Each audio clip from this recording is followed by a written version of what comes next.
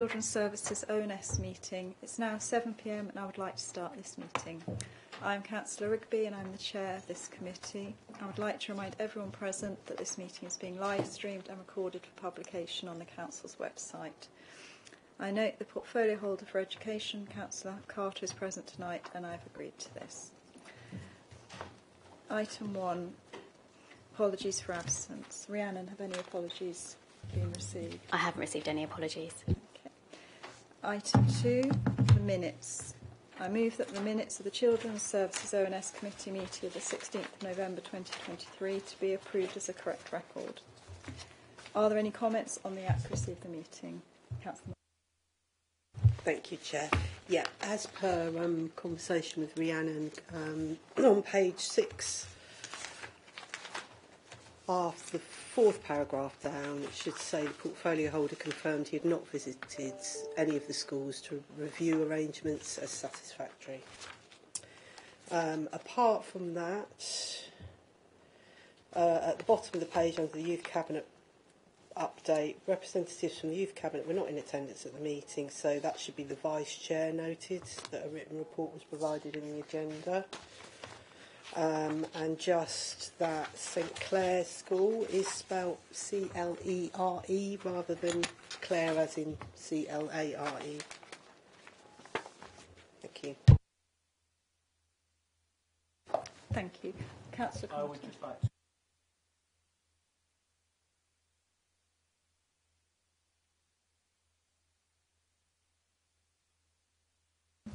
As I'm not a member of this committee, I don't believe my name, but I can check that. Okay, Rhiannon. Status regarding that. I'm not entirely sure, but I would believe it's at your discretion. You'll challenge it for Council. Thank you.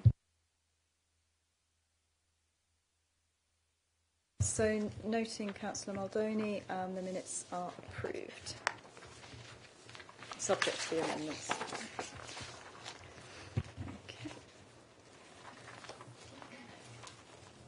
Item 3, I've not agreed to any items of urgent business. We do have the new Overview and Scrutiny Officer present tonight, and she would like to introduce herself and speak a little about her role going forward. Thank you, Chair. My name is Claire Dixon. I've been in post as the Overview and Scrutiny Officer since last Monday, so I'm very new to the role. Some of you may know me from my previous roles in the organisation. Lucy Tricker and I, the other ONS officer, will be looking to review and improve the scrutiny function going forward, working closely with both elected members and officers as part of providing this support.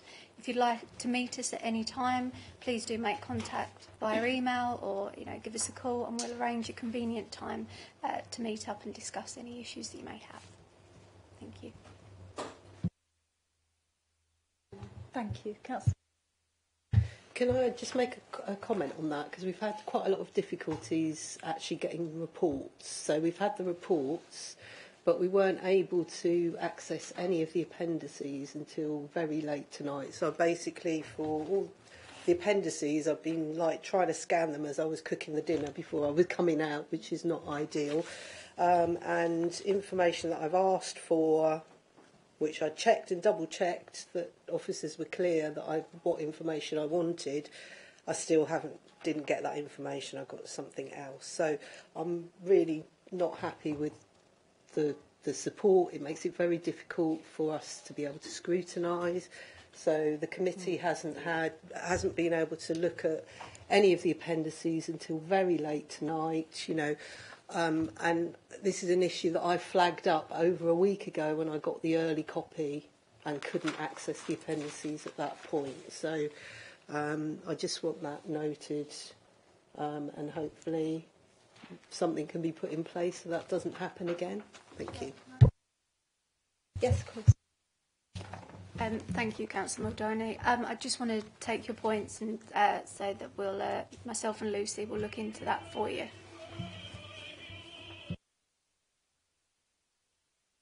Thank you. Thank you.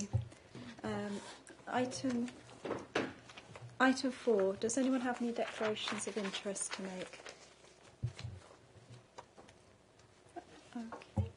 Item 5 is the Youth Cabinet update. May I ask the Youth Cabinet representative, which is Molly, to provide an update, please? Thank you, Chair. I hope everyone has a good evening and had a happy new year. This evening I'll be updating you on the Youth Cabinet happenings since November 2023 and sharing work on the horizon for 2024. So, the House of Commons visit. On Friday the 17th of November 2023, Thurrock's Member of Youth Parliament, the MYP, along with over 300 other MYPs from across the UK, travelled to London to take part in a series of debates in the House of Commons. These debates were chaired by Mr Speaker in the morning session and his deputy in the afternoon. The day saw the Youth Parliament debate on the following motions around the Food for Learning campaign: holiday hunger, quality of food, standardisation, financing and funding, and additional pricing. To our delight, Thurrock's MYP was selected by Madame Deputy Speaker to voice his views on the holiday hunger from the Green Benches. It was a very proud moment for us all. Following the debates, MYPs then voted to decide which area they'd like to focus on for the remainder of the Food for Learning campaign. They voted for finance and funding free school meals. Here is the quote from Thurrock's MYP reflecting on his experience of the day. On Friday the 17th of November, I left Thurrock early in the morning for the Youth Parliament House of Commons sitting. I spoke to over 300 MYPs from all parts of the UK, including devolved nations, overseas territories and crown dependencies, to prioritise the issue of holiday hunger following a consultation of young people in my constituency. It was a privilege to speak and it was a great day, and it reminded everyone of the importance of youth voice. See Appendix A for some images taken on the day. Send Youth Voice. Youth Cabinet are currently in the process of developing a new strand of our work to encompass Send Youth Voice. We have felt for some time that this is an area of growth to ensure the voices of Send young people are captured in our work. The Youth Cabinet recently planned and facilitated a Youth Voice drop-in event for Send young people in November 2023, hosted by 5 Youth Cabinet members with support staff. The event saw a number of young people sign up to take part in the new group.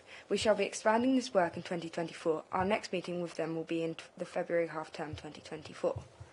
We are still looking for more sign-ups. We would be grateful if you could promote the opportunity within your networks and encourage eligible students to sign up. See Appendix B for the digital poster to share. Thurrock Music Services. Recently, Thurrock Cabinet has been supporting Thurrock Music Services with the development of a new Youth Music Advisory Board to ensure youth voice is at the heart of emerging music education plans. The new group will help to shape the future of music education in Thurrock, aiming to bring bigger and better experiences to the young people of Thurrock. Members of the new group will research and provide insights that will help create a vision and new opportunities for the Thurrock young people. Again, we would be grateful if you could also promote this opportunity to your contacts. See Appendix C, digital poster. Work on Horizon.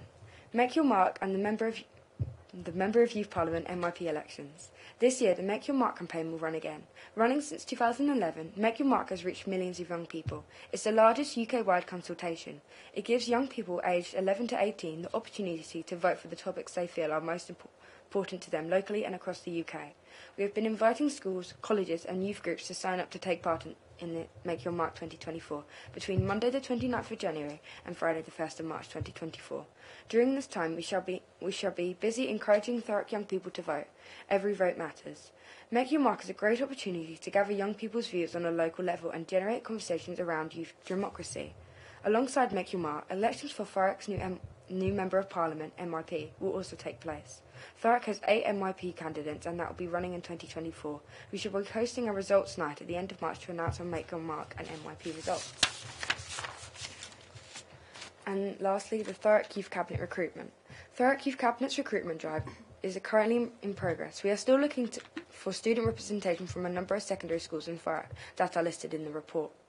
If you have connections with these schools, please ask them to get in touch at youthcabinet@thurrock.gov.uk to book a meeting. The Youth Cabinet lead worker is happy to attend the school to discuss the Youth Cabinet with students. Thank you for listening. Thank you very much for your report and for your ongoing hard work. I particularly like the sound of the music activity. That sounds brilliant. Has anyone got any questions or comments? Councillor Muldoon. Thank you, Molly, for the report. Thank you. It's great that you're producing a written report now. It's always very informative and always really interested to hear what the Youth Cabinet are doing. I think it's fantastic that our member of the Youth Parliament got to speak on the Food for Learning campaign. This is so important. I mean, it's a bit ridiculous, really. We're the sixth richest country in the world, but we've got kids that, you know, aren't having a decent hot meal. And from what I understand, there's sort of about 800,000 kids who are actually living in poverty that, because of where they set the bar, they can't access free school meals. So I think it's a really, really important campaign, and I wish our member of the Youth Parliament all the best, and that whole collection of individuals that spoke in support of that. Let's hope that it doesn't fall on deaf ears. I know that the Mayor of London has already committed to universal free school meals for another year, and that the Scottish and the Welsh devolved governments have also signed up to it. So let's hope that Rishi Sunak will open his ears and do the right thing and sign up to it too, because it's really, really important. It's so great to see young people campaigning on an issue like that. Thank you very much for the report. Lovely, thank you. Thank you for your report. Just wanted to ask you a couple of questions about the Send Youth Voice. Obviously, it's great that you said you had a few people sign up for it. So how many people are you looking for in total, and how many did you have sign up at that event? I'll take that question because Molly wasn't actually at that event. She wasn't one of the 5, so she won't have that information.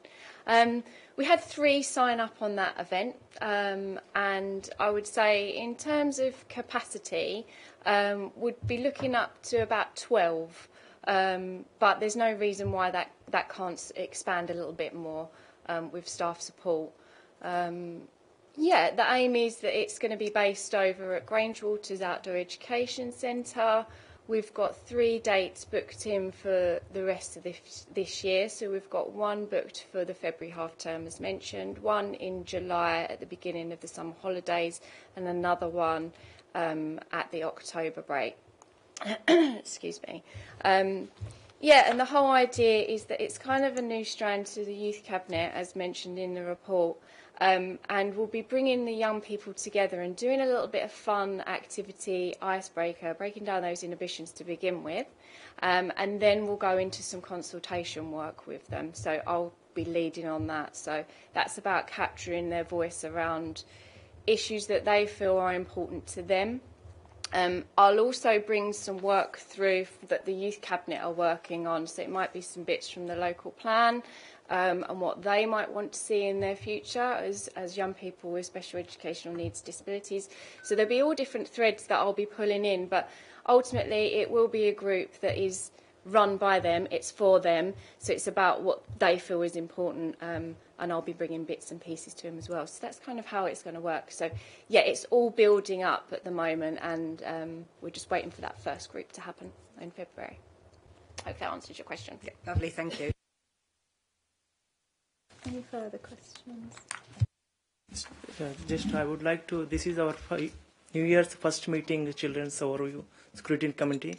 So I would like to say Happy New Year to all entire youth, our cabinet recruitment, cabinet members. So here I have seen that one, we are going to recruit more people from the 5 different schools, like we are welcoming the Hormiston Park Academy, Harris Academy, Rivers and St. Clair's, the Gateway Academy, Thames Park Secondary School. So here, so far, how many, is there any students are already working from these schools, or freshly we are inviting? I'll take that one. Those schools that are listed there do not have representation. So the other schools and colleges I do. It's just they're the ones that I don't. And if you have contacts with those schools, I'd be grateful if you could help push the Youth Cabinet as an opportunity. I have used all my contacts and I haven't had a response from them. So any support in getting in or finding a link or a contact teacher, I'd be really most grateful. yeah. Okay, thank you. Sheila Murphy. Yeah, I'm saying we, the royal we. Andrea, I've just mentioned it to Andrea while we're talking here.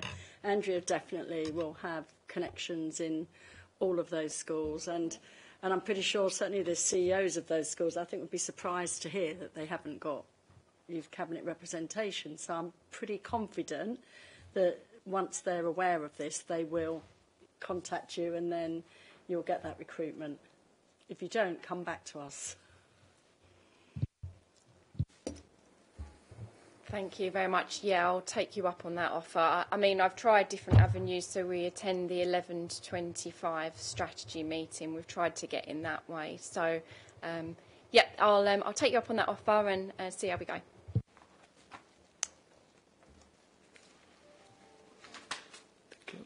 Any further questions or comments at all? No, thank you. Okay, well, thank you very much again, Molly, and to Angela for coming on tonight as well. Thank you. Thank you, Chair. We'll sneak out. Thank you. So thank you for that. Thank you.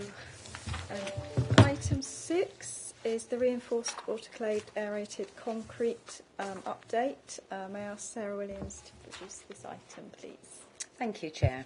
The report before members tonight is to provide a full update in relation to the RAC, which is the reinforced autoclaved aerated concrete. Members are advised that the local authority does not have a statutory responsibility to monitor the condition of school buildings. Most of our schools are either part of an academy trust or standalone academies, with the exception of Gray's Convent, who is a voluntary aided. So, therefore, they are responsible for monitoring the condition. However, we do, support our schools as much as we can, and we want to make sure that children are, safe in those school environments. So, we've been working with them and supporting them as much as we can. Back in August, actually it was the very end of August last year, the department announced new guidance for RAC that was for schools to follow, and as a result of that, that guidance meant that urgent action would be needed to be taken by those schools, and that therefore meant that some schools needed to close some parts of their buildings or classrooms where RAC had been identified for the safety of staff and children. The Department for Education confirmed to us at the local authority and to those academy trusts, of course, that RAC was present, and of those, there were, of all of the Thurrock schools, 5 were confirmed. That was St Clair's Secondary School, East Tilbury Primary, Arthur Bugler Primary, Thameside and Corringham. All the children have continued to receive face-to-face learning, so those schools put into place contingency plans using other spaces within their schools. Some schools undertook some minor works to convert some of their other places to make into classrooms. The only school that had what we call and what they called as a hybrid mixture of face-to-face and remote learning was St Clair's, due to the extent of the RAC that was identified there. And following the last committee meeting in November, where members requested site visits to those schools, those were arranged at the beginning of December, and I believe that the feedback from those visits was positive for those members that were able to attend. I would also like to add that it's been, we appreciate at the authority working with the schools and academies, that it's been really challenging, actually, for those schools. They've worked extremely hard, not only with the department, but also, with the authority, to ensure that children, there's been as less disruption to their learning as possible, and to the staff as well. So they've had regular meetings. In fact, they meet on a weekly basis, the trust and the department. We have regular meetings. I believe, Michelle, you have those, don't you, with the DFE. So we're constantly in contact to receive updates from them in terms of what's happening. And we've been providing, there's been updates to all members of the council via the leader and the education portfolio holder. sort of throughout the process since the end of August right through until November. In terms of the latest update, St Clair's, we are waiting for the DFE, or we're waiting for the Academy to update us as to the longer term remedial works.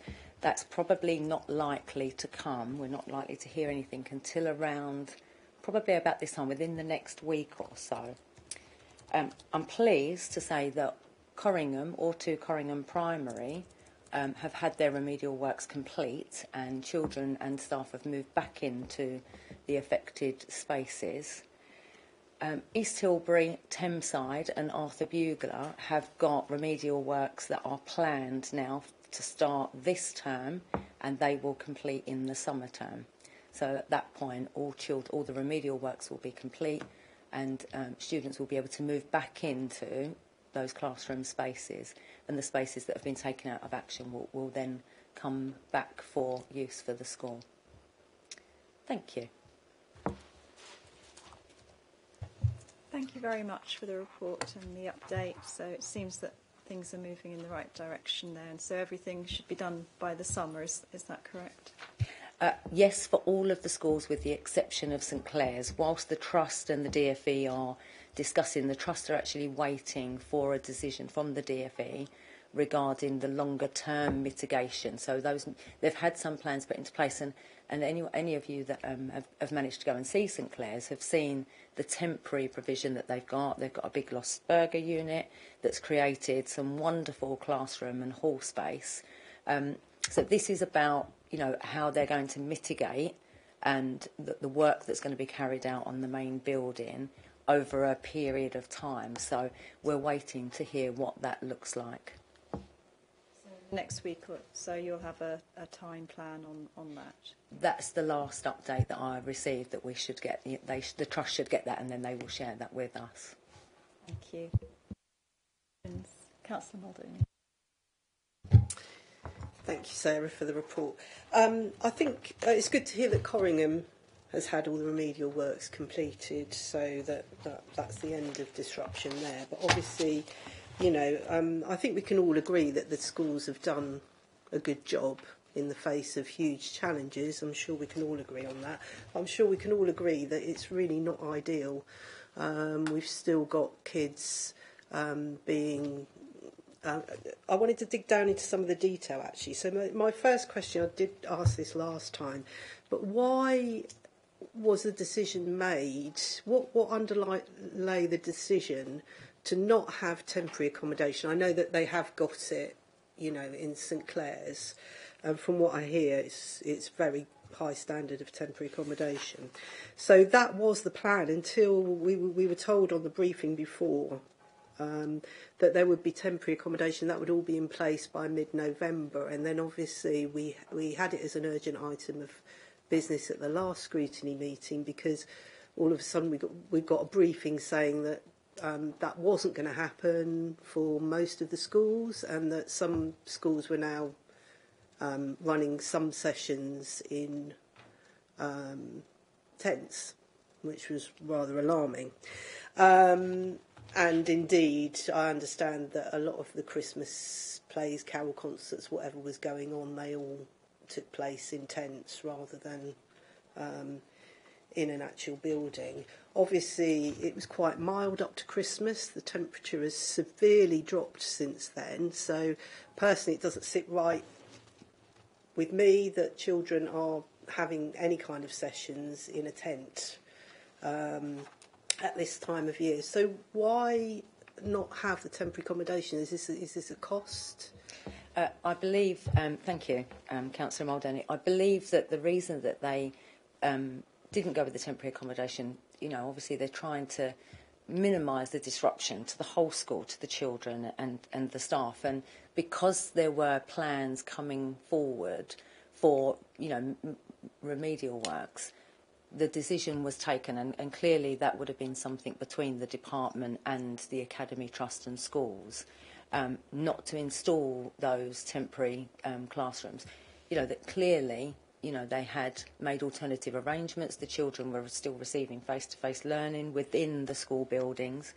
with the exception, as I said, of St Clair's. In terms of the tents that are marquees that were used for some of those Christmas activities, the schools and the trust felt that it was really important that those things could still go ahead for that period of time, you know, so that those plays, you know, for just over that Christmas period could continue. And I think,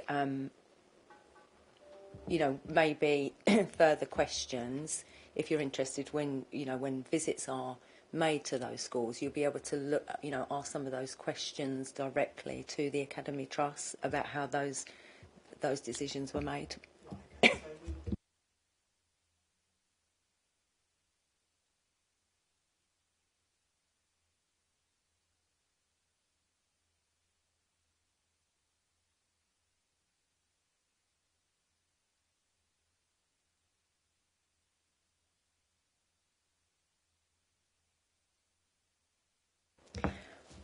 When I went to see it, it actually looked quite good, you know, the way that they had done it for, you know, being able to move around those spaces in those, you know, classrooms that they'd provided. And I think, you know, given the times, there are dividers, yeah, so there's temporary walls, you know, there's temporary walls that have...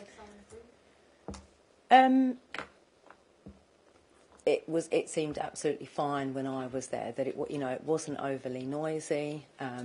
I think actually they made the best of the spaces that they had in the short time that they had to put some mitigation plans into place. Okay. So, yeah, I mean, I certainly will ask.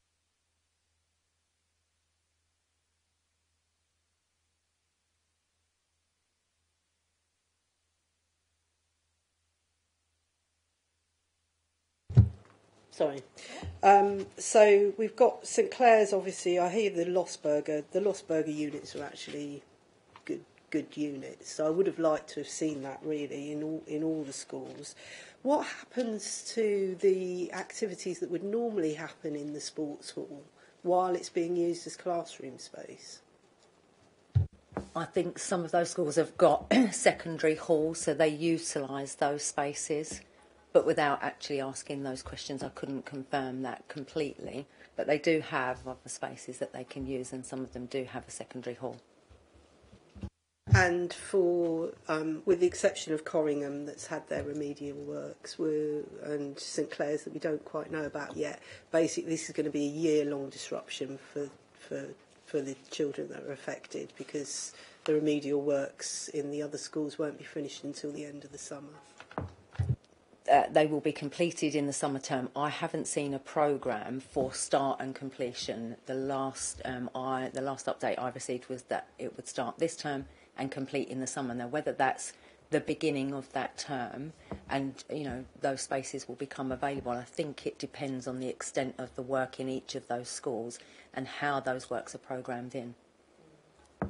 Yeah. Well, I mean, I'm not so bothered about kids being in marquees during the summer months, obviously, although you never know with the British summer, obviously. But I am very concerned that we've got kids in tents during this period of time when it's so absolutely bitterly cold. But thank you for the update.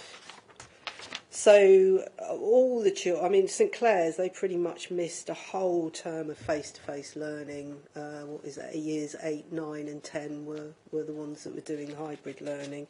It's good to hear that they are all back. They've made enough room now that they are all back.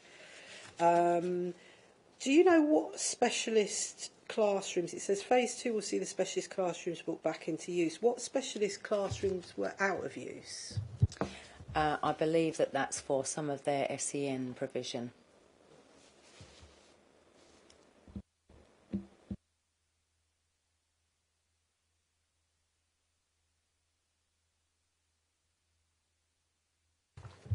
Thank you. So we'll just have to wait to see whether they manage to get this sorted and whether St Clair's are actually going to go into another year of disruption. Let's hope that's not the case.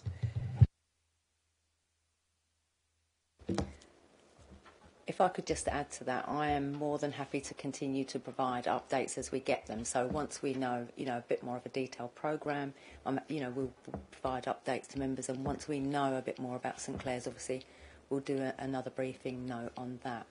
And if I could just add, in terms of the marquees, actually, when I visited Thameside myself and visited the marquee, it was extremely warm, and I know the temperature has dropped. But at that point, those marquees were very, very warm, very waterproof. In fact, they were quite cosy in there. So I hope that does give you some comfort. And perhaps when you visit, hopefully you'll be comforted by that. I mean, not really, because it was very mild up to Christmas. I mean, I didn't have my heating on at all on the run up to Christmas. So I certainly got it on now. So I would imagine that it's quite a different situation now with the temperatures having plummeted. Thank you. Councillor Huston. Thank you. I was just wondering, have you, as the local authority, noticed any changes in attendance? Sort of thinking in terms of sort of parent confidence, and in terms of sort of if there's been any drops in attendance, especially around vulnerable groups. I'm not aware, but not aware of issues with attendance. Yeah, I mean, as you said, it's not been flagged to us, Councillor. I think the schools have managed well, St Clair's with the hybrid, and the primary schools managing to utilise and identify other spaces. So it's certainly not been reported to us that it's had an impact on attendance. Thank you. Thank you, Chair. Thank you. Any further questions or comments? Oh, sorry. Yes, go ahead. Thank you. This is probably not for you, Sarah, more for, I don't know who prepares this agenda. It's my nitpicking, but you've actually got RAC spelt wrongly on page 17 on 2 bits. You've used RACC rather than RAAC. It's just quite poor, so I think if you could adjourn that, thank you.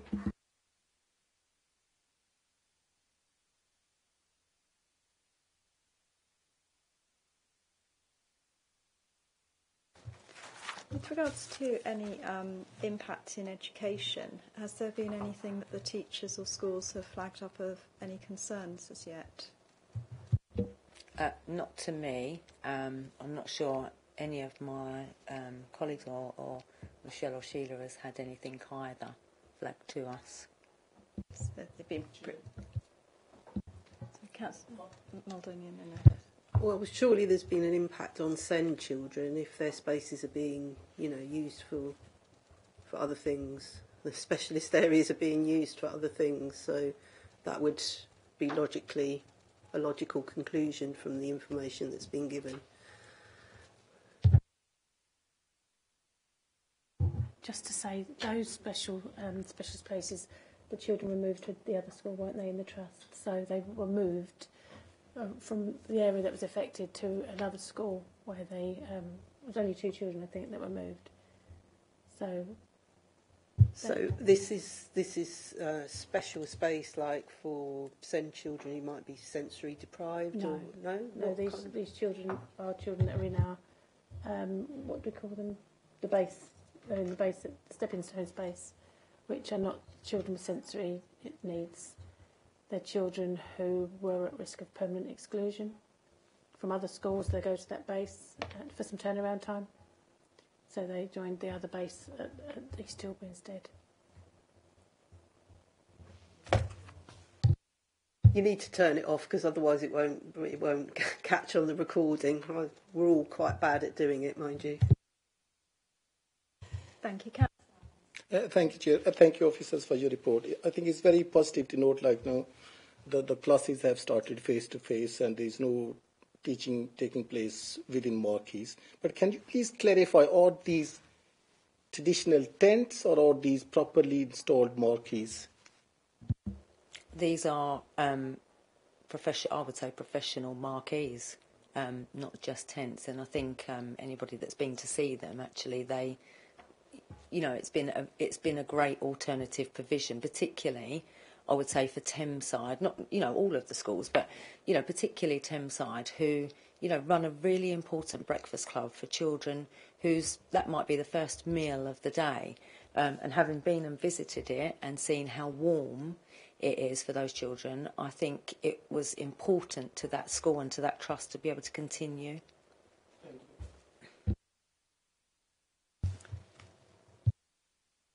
Thank you very much for that. Thank you. Thank you. Okay, so we can move to the recommendations. Recommendation, we've just got 1.1. The Children's Services Overview and Scrutiny Committee note the content of the report, which provides an update in relation to reinforced autoclaved aerated concrete rack within Thurrock schools. Noted. Yep. Item 7 is the education attainment data 2022 to 2023. May I ask Michelle Lucas to introduce this item, please? Actually, I'm going to ask Andrea to present this report, Councillor. Thank you. Evening, councillors. So this builds on the report that we provided with you in 2022, and we have referred back to the 2019 data, which was the data before the pandemic, so that you can see how well the children have begun to catch up, how well the schools have tried to close that gap. We aren't there yet. That's the truth of the matter, especially with our younger children. It has impacted on them much more, as you would expect. They missed out on a lot of their early learning and a lot of opportunities to mix with other children. So you'll see the first chart shows you that the 2019 data is missing. That's because it was removed, but I can tell you that the children, 74% of the children in Thurrock had met age-related expectations, which was above national at 72%. And we're on our way back to that now at 70% of our children there, but not quite there yet. But the schools are doing a great job, and the early year settings and the family hubs a great job of trying to get the children back to where they need to be. The same is true of Key Stage 1, so that's the children in Year 1 who do their phonics and the children in Year 2 who do their SATs. We're not quite back to where we were before the pre-pandemic, but again, you'll see that Thurrock children do very well compared to children nationally, and Thurrock children are gaining on where they were in 2019. And that's in all subjects. In Key Stage 2, which is the end of Year 6, before they move on to secondary school,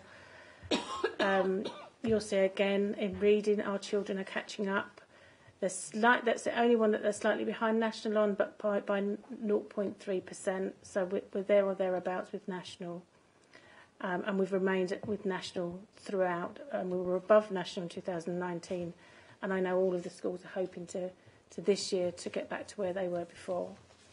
The writing, you'll see that Thurrock often outperforms national in writing in Key Stage 2, and they have again this year. Again, we're not back to pre-pandemic, but these children had 2 or 3 years of quite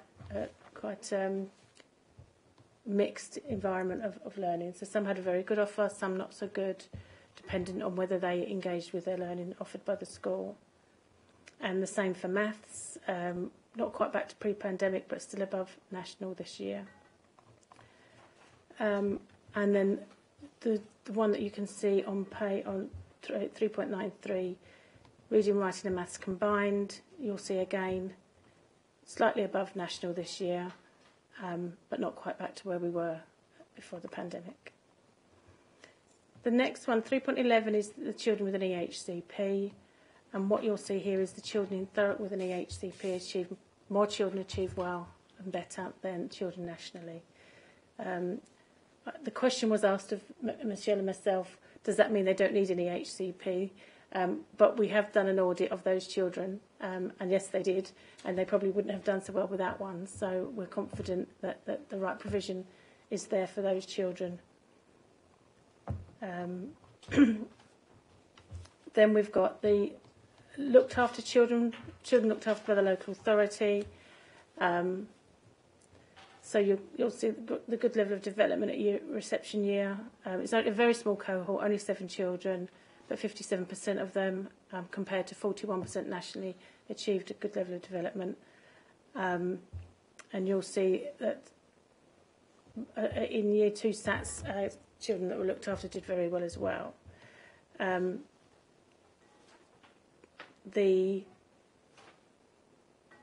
Where we had a poorer cohort this year of children that had been in very difficult circumstances, so it's difficult to compare like for like because of the circumstances that the children have had, but it was felt that the children did well for their circumstances.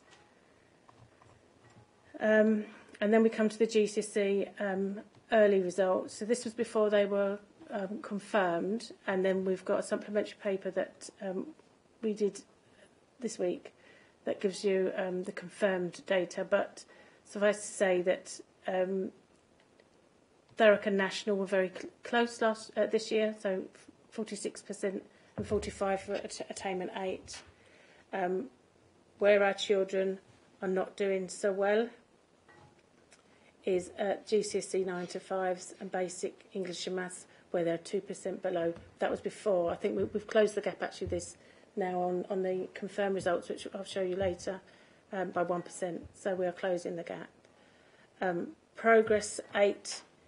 Thurrock children are not doing as well in progress, and Michelle and I were talking about this, weren't we? About how they come out of primary school with very good progress, and it slows slightly at secondary school, which is again national, but our children aren't making exactly the same progress as children nationally. Our children with plans, our data again is stubbornly a couple of percent below national, which it's in the children that receive the GCSE results. And our disadvantaged, our children are again there or thereabouts with national, so just below on the 5+ for English and Maths, the same for GCSEs 9 to 5, and same for attainment 8 and progress 8 is there or thereabouts. And then we've got our looked after children's data, and our looked after children do significantly better than looked after children at GCSE across the country.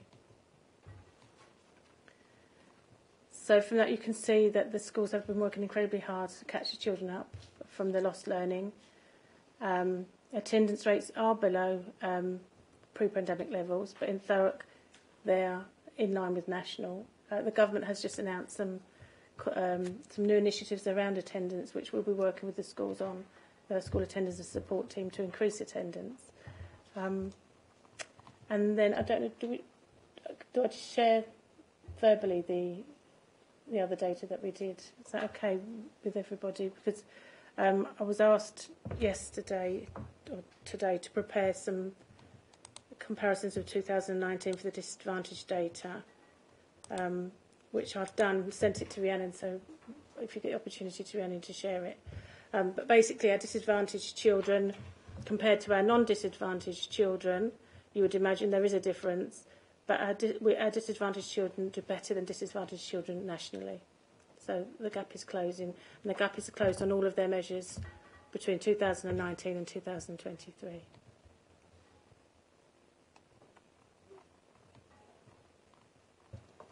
Thank you very much for the report. There's definitely quite a lot of positive in there, and the schools are obviously working very hard to achieve that. So we are where we are with regards to either COVID and how that affected things, and all we can do is make the best of it now and hopefully see the continued upward trends to eventually catch up to pre-pandemic. So there is a lot of positive, I think in there. Thank you. Any questions or comments? Yeah, Councillor Mulder. Yeah, so obviously there's this disconnect between, well, first of all, there is still quite a big gap in many areas. I mean, in terms of Key Stage 2, pre-pandemic levels were down 8% still on pre-pandemic levels. I think it ranges, I just did some calculations, it ranges between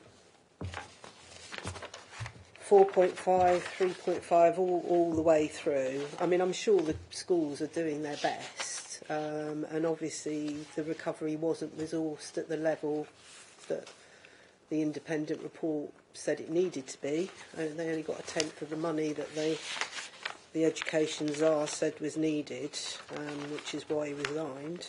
So I'm sure the schools are doing their best, but I mean we've still got this COVID gap. This is what worries me with the RAC as well, because we've got another year of disruption for children who already, have been affected by the COVID years. So there's still some way to go. I know that we're doing kind of okay in terms of the national average, but that's only the national average. And we've got this really big drop between how we're achieving at Key Stage 2, and that's not getting translated to the same kind of results as Key Stage 4. And I know that in our one-to-one, Michelle and I and Sheila had quite a long discussion about why is that and what can we do. I know that Michelle's working with schools to figure out. I'd actually like to see sort of a proper piece of work on that and a report on that. I mean, it can't be this municipal year, I don't think, because we've got a big agenda next year, but certainly going forward into the next municipal year and really pin down what it is. I know that some of the things we talked about was the transition from year 6 to year 7 and looking at what to put in place there, because I think a lot of kids go on to EHCP plans at that point. We spoke about that, didn't we? So, but I'm really quite concerned about that. And when I looked on Watchstead, we're sort of 11th out of 13th in terms of our secondary schools, good and outstanding.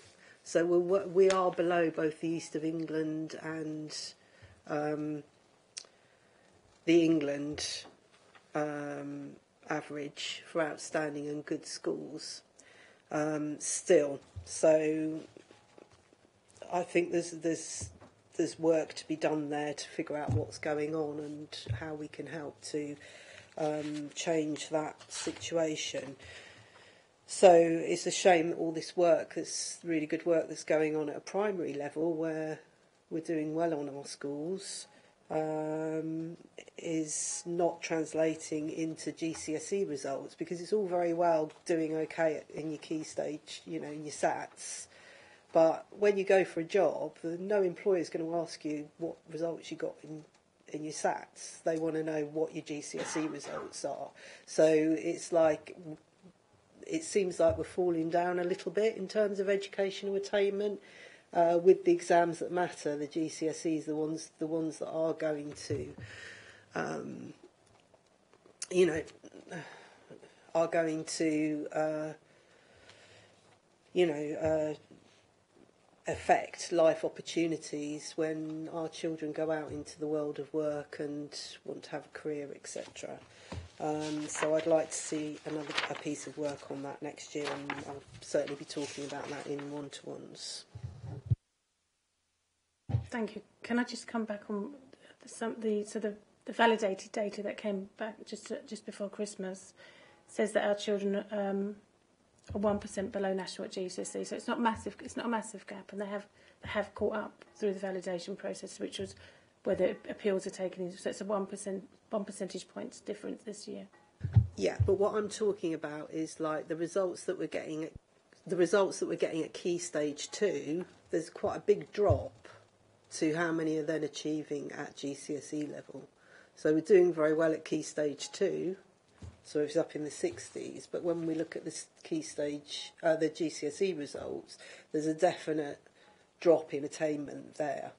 So I'm not talking about this is obviously, maybe this is a problem across the nation, but that is the important bit, because it's the GCSEs that is the important bit for children moving on and having further opportunities in life, rather than your key stage, your SATs at Key Stage 2. So I think that certainly needs some work, and I know, Michelle, you've already started those kind of discussions. It would be interesting to see what comes out of that. The other data that I actually asked for and I haven't got yet, although Michelle says she has got it. I did ask for it and made sure that you knew what I was asking for, but obviously that didn't quite happen. Was what is the attainment gap between those children who are disadvantaged, so on free school meals, and those children that are not disadvantaged?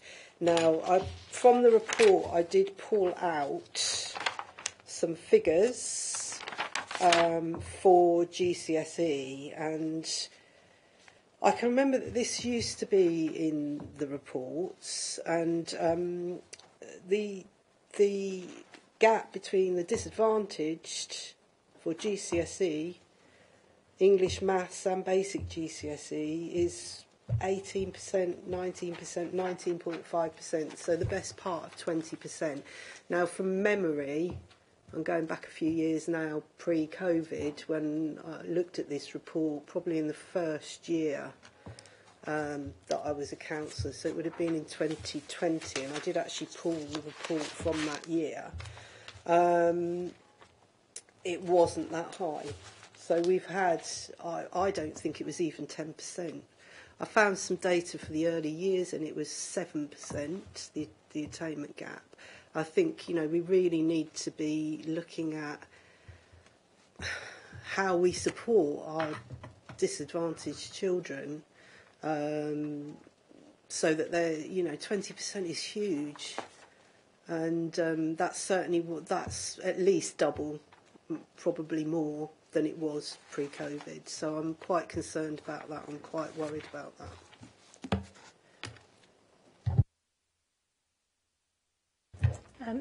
Schools do have to report what they use their pupil premium money for, which is what that money is intended for. So perhaps we can have a look at doing a pupil premium report. Yeah, that would be a great place to start. Thank you, Andrea. Councillor Hart. Thank you.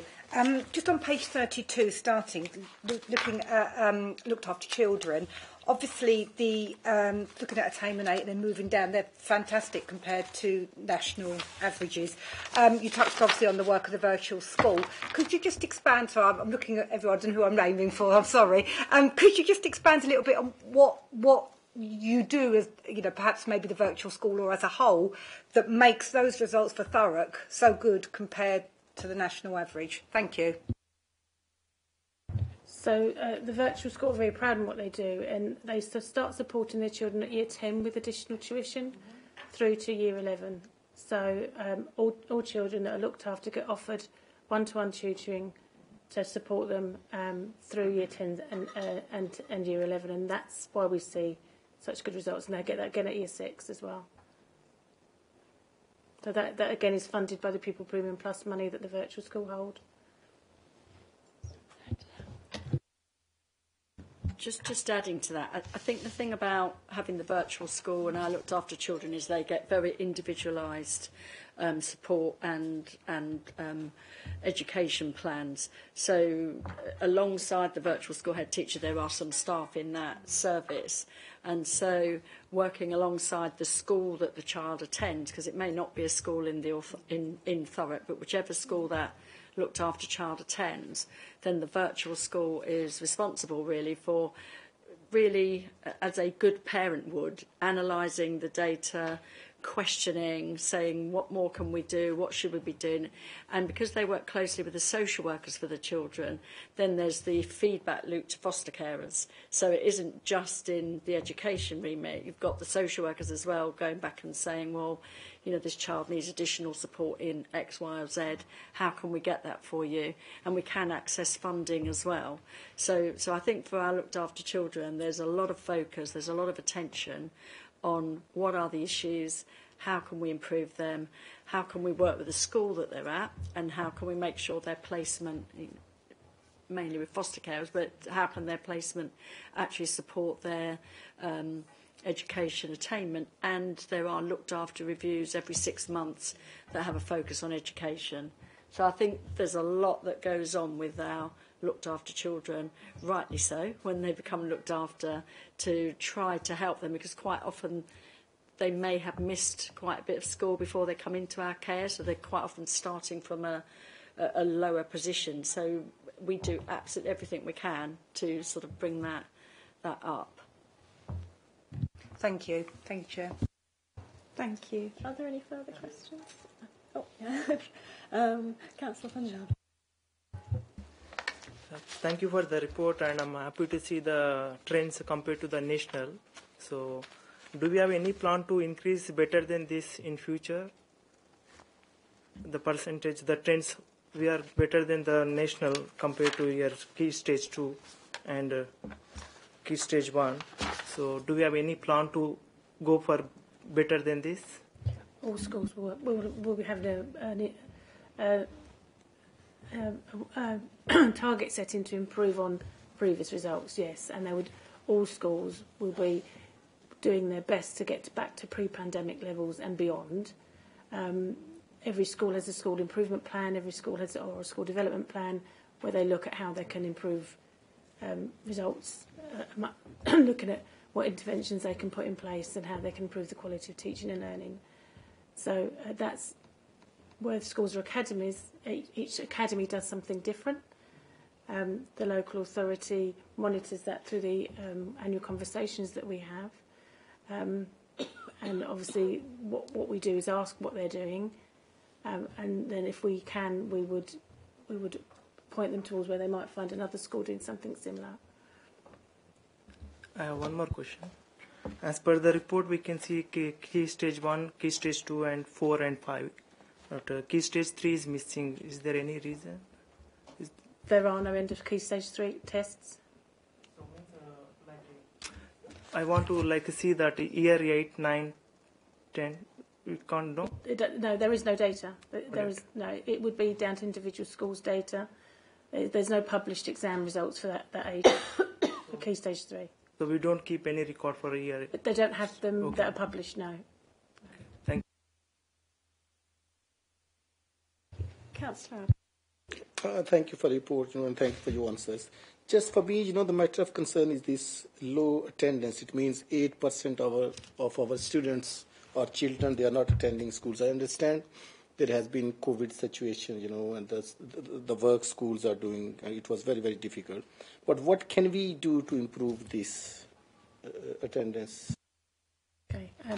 So we have what's called a school attendance and support team. So they meet with every school every term and hold a school attendance meeting to look at their persistent absences and to work with the schools to see what they can do to improve on those persistent absences. They also check policies and ensure that each school has got first day absence policy and things like that. So we have a team that works with the schools to work with the parents to try and improve attendance. Can I just ask for clarification? Because you have also asked, can the members of committee join officers in promoting good school attendance? So what can we do as members? I think it's just to make sure that if we're talking to members of the public or talking to family members, that we promote the fact that children who aren't in school should be in school. That's the right place for them to be. If they're not in school, they can't learn. And there is a correlation between attendance and progress and attainment. Yeah. Thank you. Councillor. Thank you. Yeah, actually, Michelle, it might be useful if you would run through some of the reasons why we think there is this slippage from Key Stage 2 to Key Stage 4 results, because I know we had quite a long discussion about that. Yeah, I'm happy to talk through that, Councillor. I mean, I think there's a really big change, isn't there, from going from Year 6 to Year 7. In primary school, you're in one classroom, you've got one teacher, and you're there for the day. You go and have your lunch with the same group and you come back. When you start that transition, you're going into a really large building where you're moving around the school. You don't have lunch with the people you were used to having lunch with. And sometimes that's settling. And actually that's challenging for all children, actually.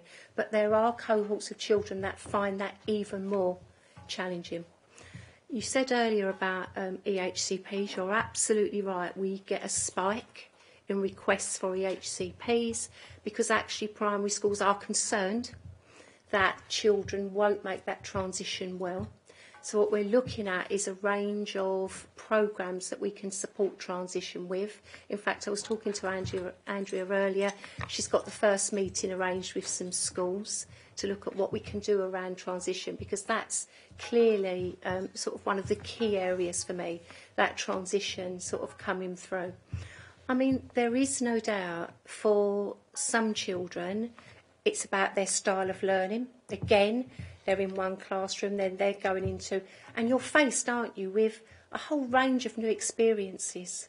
You're going into different lessons. You've got a geography lesson, you've got a history lesson, you've got a science lesson, you've got a maths lesson. Oh, and by the way, you've got an English lesson. And if you like art, you've got an art lesson. There's so much change. And I think one of the things that I think is a struggle is that transition. There is no doubt that there is a real challenge around recruitment. Without a doubt, I can't not mention recruitment. We talk about it all the time. We've certainly had to this committee previously issues around early years recruitment, but we are really seeing it, particularly at secondary. Actually, we're really seeing challenges around recruitment. I was talking to a head teacher recently, and he said they've gone out 5 times for a science teacher, one of the core curriculum areas, science, but they are not attracting sort of staff, and that is a national issue, made a little bit more complicated for Thurrock because, of course, we're on the borders.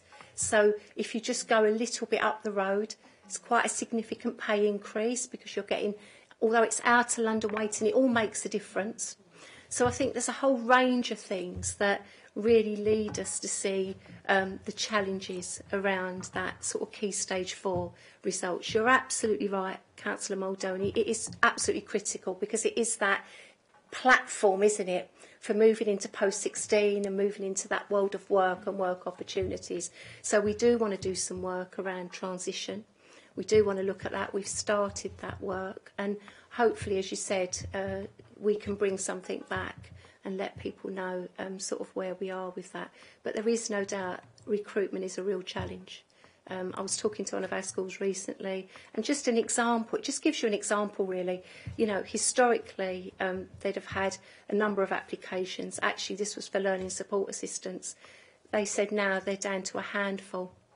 And all of that has a knock-on effect, doesn't it? So if you can't get the support staff, it's not just about your teachers. If you can't get your support staff, it all has a knock-on effect. So there's a number of things that make that sort of challenging.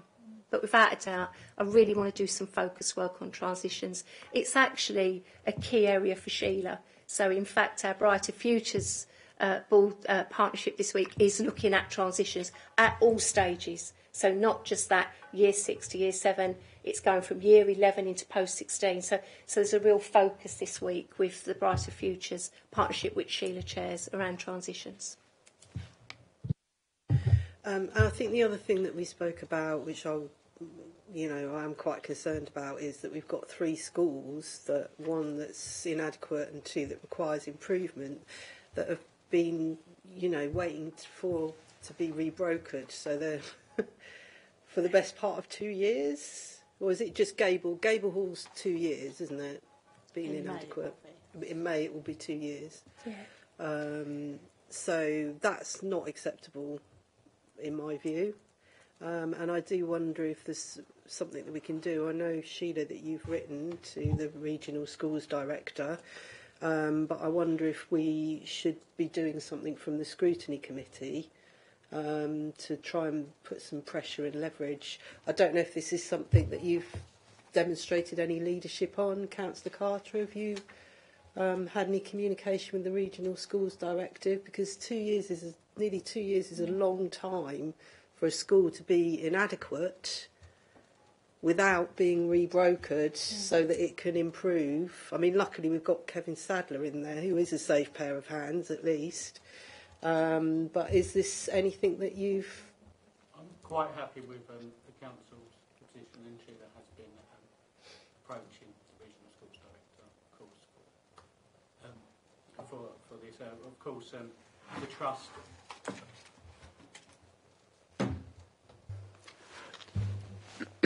The trust was going through a process with another provider, and it was on the brink of a deal. That didn't come through, so it had to go out again. So it's taken a bit longer, but I have had some positive feedback in that area for the trust. So I understand that we had local schools that would have come in and taken over, and could have happened a lot more quickly, but that was decided against by the regional schools. Director. So, I just think that this is too long. It's too long. We've got a school that's inadequate. We've got another 2 schools that require improvement. It needs to be moving along now.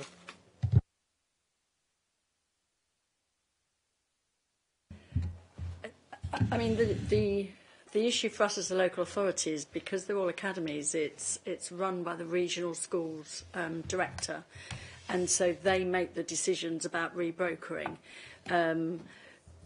There was a local trust that was chosen for the first year because it was in May, it's 2 years ago, in May 2022 that the school went inadequate, and then it should have been in, I think it was September 23 that this other trust should have taken over, but that fell apart for a variety of reasons in probably, was it May last year? Just before the summer break. Just before the summer break last year, which meant that that school then still needed to be rebrokered. And it's been rebrokered to an academy trust in Hackney. It's Hackney, isn't it? It's Mossbourne. And they've already started working with Ortu and the 3 schools now in Ortu. It has taken way too long, and we have made representations to the regional schools director, to the office, and I think they accepted that this has gone on longer than it should have done. As I think you've already said, probably a saving grace is that Ortu Trust brought in a very experienced CEO who happened to retire from Gateway to run and to give the school that sort of good leadership and oversight. But yeah, that's not okay, and they don't think it is. And that's just one of the things about having an academy, is that the local authority cannot instruct or in any way say we want, other than, as I say, we have represented and said what's going on. So barring anything going wrong, which we hope it doesn't, because it did go wrong with that other trust, barring anything going wrong, is it from September? At the latest. At the latest. So from September, Mossbourne will be the trust that will be responsible for those 3 schools. So it's Gable, Hassenbrook, and it's Corringham Primary, isn't it? So yeah, it's not great, but I suppose all we can say is it's had a very good, experienced chief exec in charge of making sure that the school, gets the support and the guidance that it's needed, particularly Gable Hall, because they're sitting on an inadequate. Yeah, but that's such a long time, from May 2022 to September 2024. That's just for Gable Hall, or what are the timings on the other 2? If I could just come in on that. So originally, the only school that was going to be brokered was Gable Hall as the only school. So although it's a trust with 3 schools, because Gable Hall was the school that was judged to be inadequate by Ofsted, that immediately means the regional schools directors can come in and rebroker. So they chose at that point to only rebroker Gable Hall, and the other 2 schools were still under Ortu's auspices.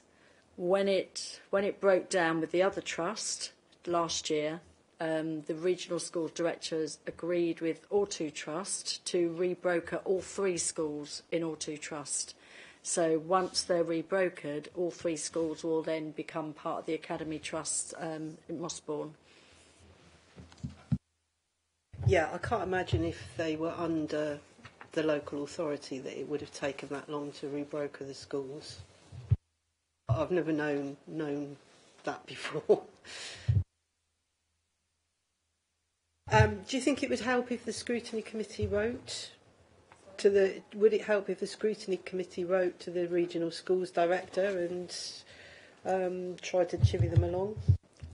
I suspect it's a little bit late now because there's a trust already in place. They are going to take over. If something happens with this rebrokering, absolutely.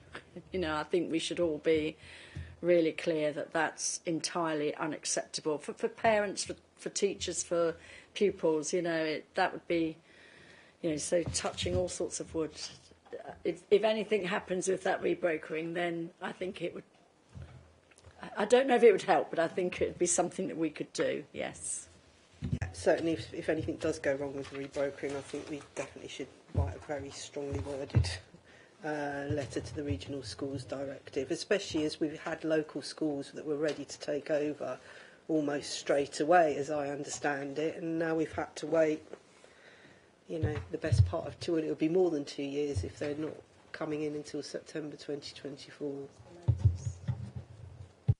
Yeah, that is the latest. When I spoke to the DfE last Thursday, Mossbourne are still doing their due diligence, which we would expect them to do. They wouldn't take on schools without really scrutinising everything.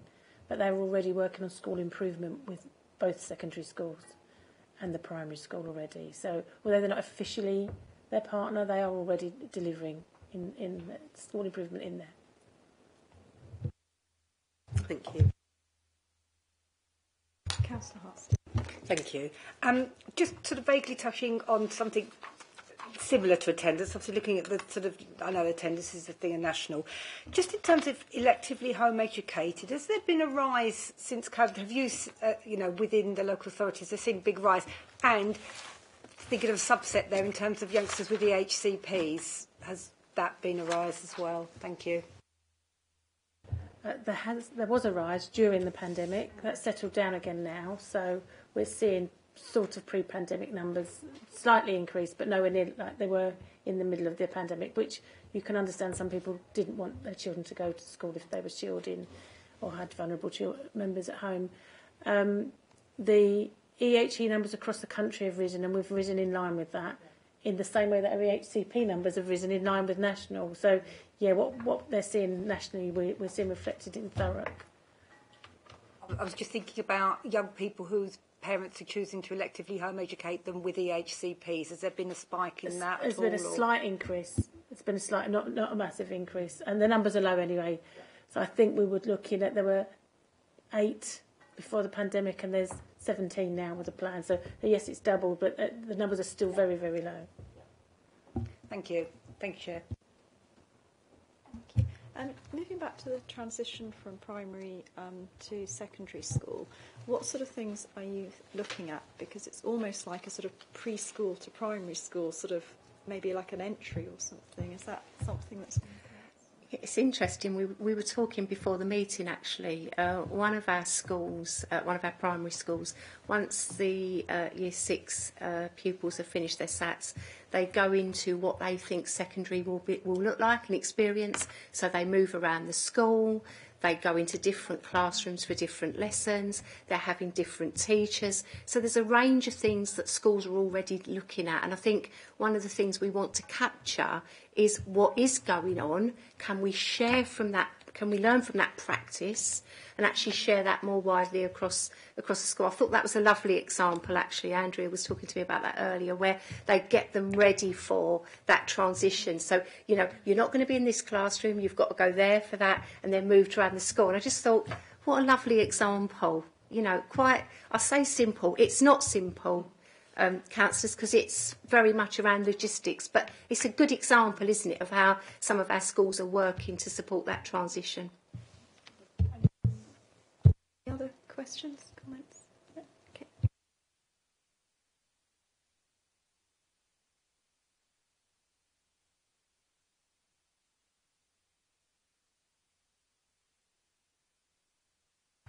Recommendation 1.1, Children's Overview Scrutiny receive the provisional outcomes of the summer 2023 tests and examinations and commence early years settings, schools, pupils and parents, carers on their achievements. Yep. Chair, can we add a recommendation that we note with concern the falling standards in attainment between Key Stage 2 and Key Stage 4, and that we'd like to have a further piece of work around pupil premium. In the next, we'd recommend a further piece of work around pupil premium in the next municipal year, just so that we can make sure we're keeping an eye on that, and also we're capturing some of the good practice that is happening, especially during those transition periods. Do you want? So again, will we add that into recommendation 1.1 or make a separate recommendation? Should we do a separate one? It might be easier to do a separate recommendation. Yeah, separate recommendation. Okay, so Councillor Muldoon has put forward an alternative recommendation, which we can put as 1.3. That's to note that the committee notes the drop in attainment between Key Stage 2 and Key Stage 4, and that you would like a further piece of work around pupil premium in the next municipal year. Can someone second that alternative? Seconded by Sting. Thank you. Thank you. And we've also got recommendation 1.2, which is children's overview and scrutiny form. Part of this recommendation, because that's part of the report, so can we add that in the programs section, or do we have to add this as a recommendation? Obviously, it will be added to the work programme. I'll put a note for next municipal year that that's something you want on there as a report. Note, not a recommendation.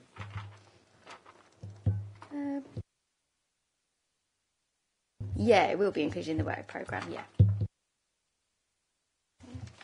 So recommendation 1.2 is children's overview and scrutiny. Formally thank our early years school and college settings for the work that has ensured a range of positive outcomes for our children and young people. Okay, great, thank you. Moving on to item 8, Thurrock Childcare Sufficiency Annual Assessment 2023. May I ask Michelle Lucas? It's Andrea again. May I ask Andrea to present the report, please? Okay, thank you. So this is, as it says, an annual childcare sufficiency report which sets out how we intend, or not how we intend, whether we have enough childcare places within the local authority and what we're doing to support providers to provide more places where they're needed. It's a statutory report that we have to provide to elected members. It helps you to inform your residents where they need places, and it helps us to understand where we need new developments and new settings to open up, and it helps us to advise them to open in the right areas, not to open in areas where there's too much childcare sufficiency already. I think the thing to notice is, again, recruitment and retention remains a problem. So we had Schools Forum this morning where it was raised again, wasn't it, at Schools Forum, that early years settings are struggling to recruit the right type of people, or even to recruit anybody. So we are working closely with the providers in Thurrock and across the region. We've got a recruitment and retention strategy, and we held our first recruitment and retention fair, which Councillor Carter came to the summer term. And that enabled some people to, for some settings, to find potential employees, some potential employees to find settings, and for them to understand the training routes to get into childcare. That group is also working with the schools and colleges to try and promote childcare as a career choice. So that's our biggest problem with increasing provision.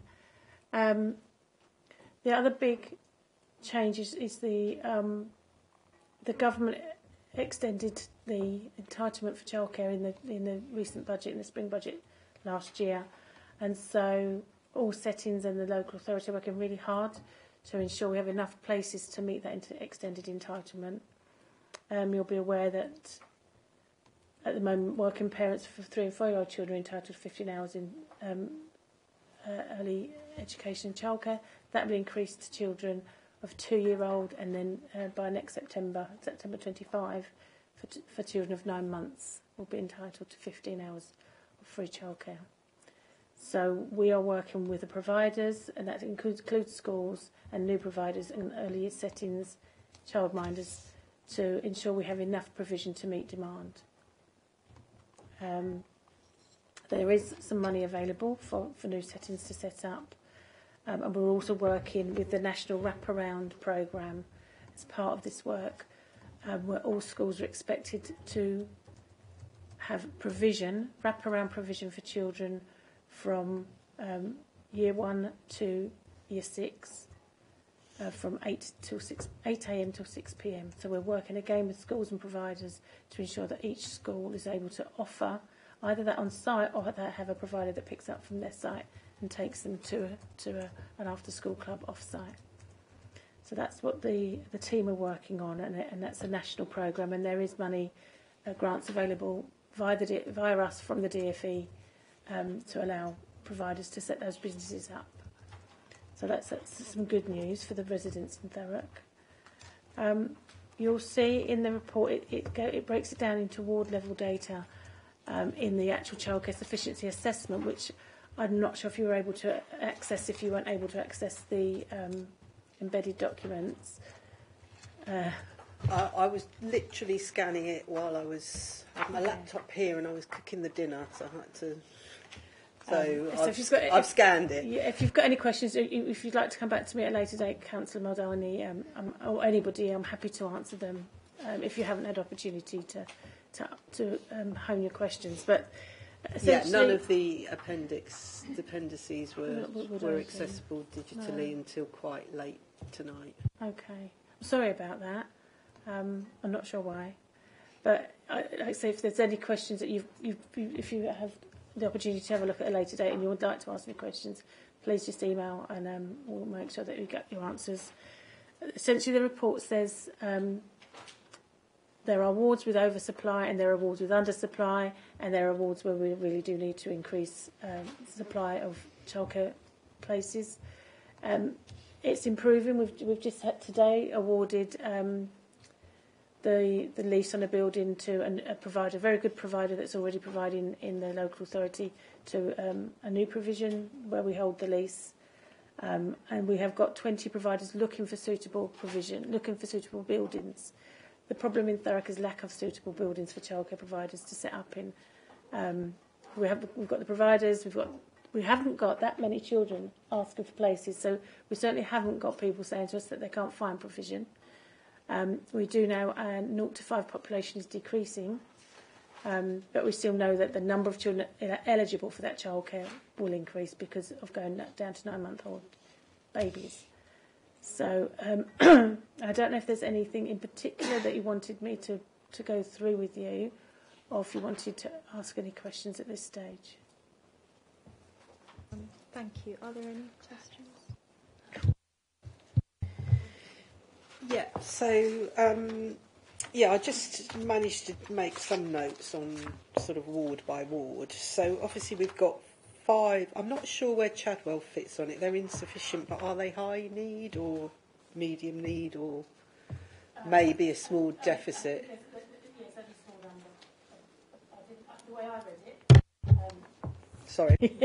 I read it as there was a small need to create a few places. Because it says medium need, doesn't it, against Chadwell St Mary, I think. I need to... No, I need to... It says yes. Just says yes, yeah. So there are obviously areas with high needs. So we've got Tilbury Riv and Tilbury St Chad's, which probably isn't a surprise because we closed those 2 council nurseries there. So there's a high need there. West Thurrock, I think that was the same. There's always been a bit of an issue there. Ockenden, where was the other one? Grays Riverside, large deficit in that ward and neighbouring wards. So I'm not too worried about the areas where there's a small deficit, but obviously the surrounding wards have got, quite a big surplus. So, but certainly there seem to be 5 high need. We don't know where Chadwell fits with that. Let's say it's a medium need because we did lose a nursery during COVID, so that would have been like August 2020, I think, because it failed its Ofsted. And that building still, I've got people clamouring to get into it, but still it's not available. So that's been going on. I'm backwards and forwards about it. I do understand, you know, the council was hamstrung. Yes, it was released, wasn't it? By the emergency COVID legislation, which meant that they... Sorry, can you turn your... I know, we're all very bad at it, but it does affect the recording, so I have to try and remember.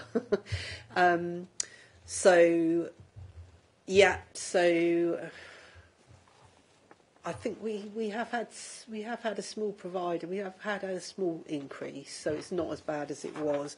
But still, I would really like to see if we can get into that building. There are people clamouring to get in there and actually run some more provision. And that area is really important because especially if we can get some cheap childcare into there, cheaper childcare into there, because it's quite a deprived little part of the ward there.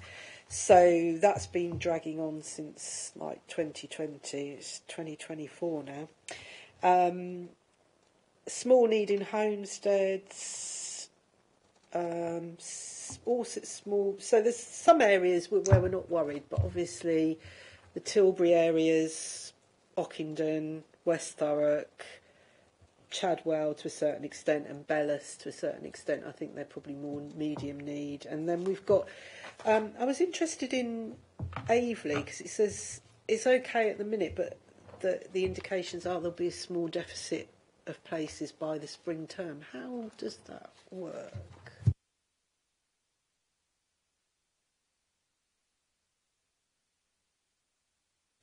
I will get used to it by the time we go home.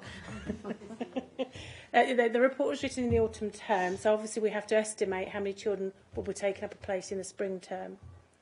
And more children become eligible as we go through the academic year.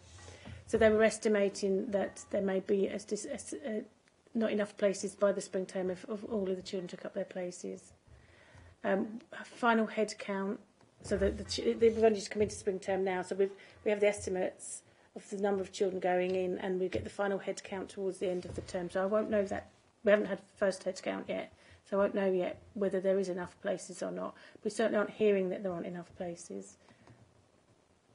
Great. And in terms of the extra provision, that which I welcome, that there is extra provision, how confident are you that, given the challenges that we've got, obviously, with the financial situation and the lack of buildings anyway, and the fact that probably some of them are going to have to be sold, how confident are you that we're going to be able to make the new targets that the government's introducing?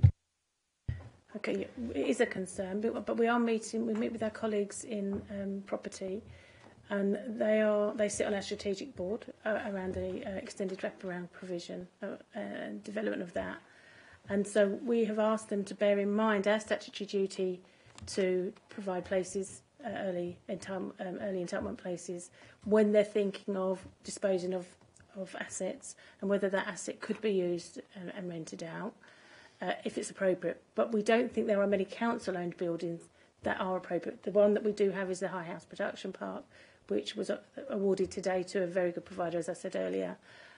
So we keep that in mind all of the time, that it's not just children's sufficiency duty, it's the council's sufficiency duty. So we've ensured that our colleagues in planning are aware that when childminders are asking to extend planning permission, maybe to increase their provision, that they bear in mind that duty alongside other council duties. We are obviously always looking for private landlords as well to support our private businesses, because these are private businesses. So we do look out for any premises that might be suitable that are in the private sector. Thank you. That provides a bit of comfort that we're going to be able to make it. Thank you. Councillor Hart. Thank you. I was just looking at the HAF project, the HAF programme. I'm sorry if what I'm going to ask is in the embedded document, but I can't access it. So sorry. I know it's going to fluctuate between different holidays, but do you have any idea of sort of the percentage of those eligible to attend, that do take up the programme, roughly?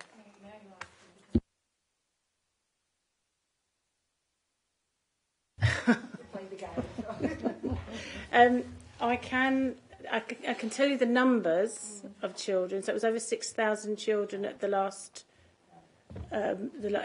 year. Over 6,000 children accessed that have provision.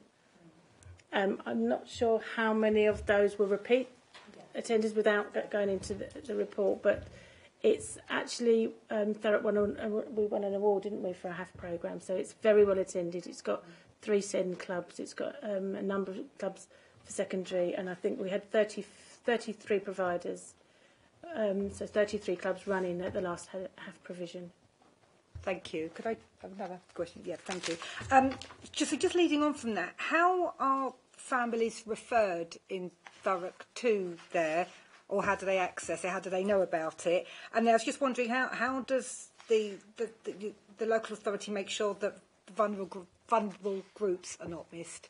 Perhaps those with English as an additional language, or those families where the adults may have special needs, that kind of thing. Thank you. So the HAF programme is run by Essex Activate, and they have a massive website. But we contact parents in very many ways. So there's through social media. So we have a social media campaign with the Essex Activate website as well as our own. We also make sure that it's on a local offer. It goes through every school as well. It goes to every school, all the information. So schools disseminate that information through their newsletters and their websites and the information they know. And it's targeted at children that are eligible for free school meals. So obviously we make sure that those parents are getting the right information at the right time. But it's very much on social media and on our local authority, local offer. So and then would it be down to the schools then, perhaps, as I say, for the sort of the more vulnerable groups, it's down to the schools then really to do that themselves, to make sure that they're hitting their communities? Schools are very good at making referrals. Yeah, thank you. Thank you. Thanks. Thank you, Chair. Thank you. Are there any further questions, comments? Yes, Nick.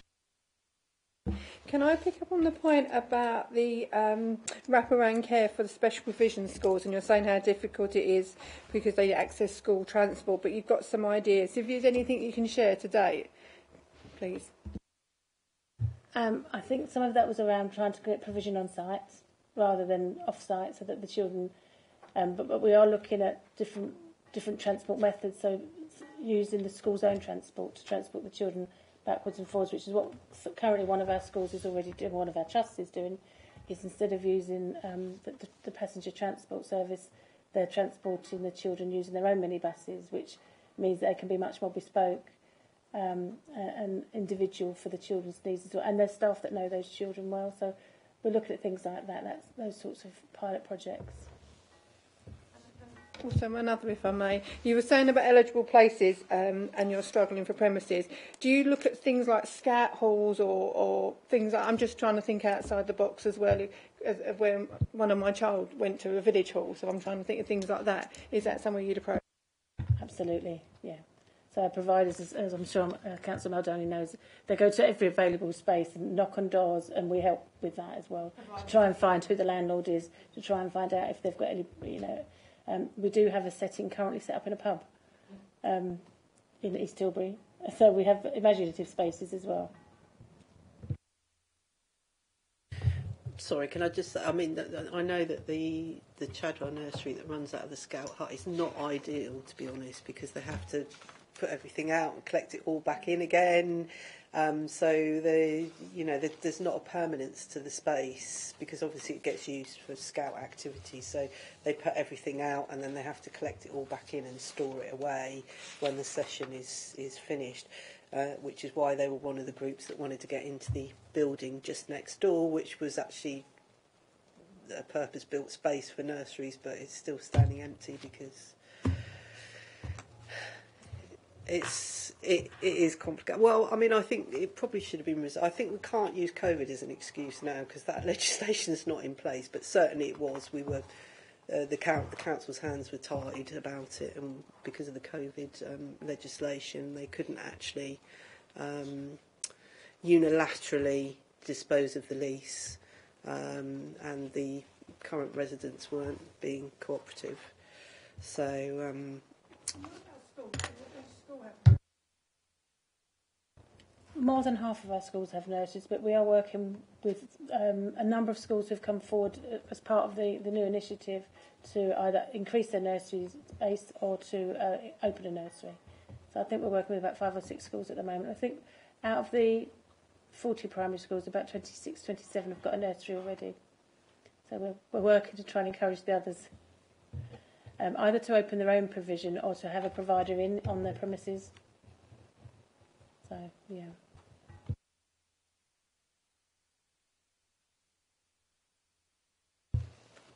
Thank you, and thank you again for the report. Thank you. So we move to the recommendation, which is that Children's Services Overall Scrutiny Committee review the annual childcare sufficiency assessment 2023 and offer any additional comment or feedback. That will be treated. Item 9 is the progress update on peer review and case review action plans. May I ask Priscilla, Bruce and Anne to introduce the report, please? Yes, thank you, Chair. So my report looks at the progress on the work that the LSCP has taken on since the last reporting, and the independent chair, who's not able to be here tonight because she's had to attend something else, performs the function for the LSCP as the independent scrutineer, and during this period she has carried out a piece of scrutiny work on child protection medicals in Thurrock. During that process of that independent scrutiny work, a range of professionals, including the commissioners and providers of child protection medicals, were interviewed. She also did a desktop review of related documents, policies and procedures that relate to CP medicals, and the outcomes from that piece of work were that procedures and policies are working well, and CP medicals are timely, they are child friendly, they take into account the context and family history, and are provided they take into account the context and family history are provided when they are known, and the medical, police and social care professionals work well together, which is an important feature of child protection medicals. In terms of Section 47 inquiries, the meeting takes place as appropriate alongside child protection medical procedures. There was some concern around the existing resource issue for medical photography. So clinicians trained to be able to do medical photography in the past, but this has since been addressed, and so the independent scrutineer is happy that that has been addressed. Work to address the pathways for child protection medicals within health providers across the set area has been recognised and is in progress. So there was some work that needed to be done around the pathway, and this is in progress, and there's been shown to Jenny that this has been looked at and is progressing well. So she's happy with that. And so the outcome for that independent scrutiny work was that she was able to provide safeguarding partners assurance that this work has been done and been done to a good standard. The next area of scrutiny that Jenny will be undertaking is looking at multi-agency meetings across the Thurrock and making sure that they work effectively, making sure that the identified members that should be at meetings are being invited to meetings. Members are adequately prepared for meetings, they're of sufficient seniority level to be able to contribute and to make decisions at those meetings, and so then that contributes to the effective outcomes for all children.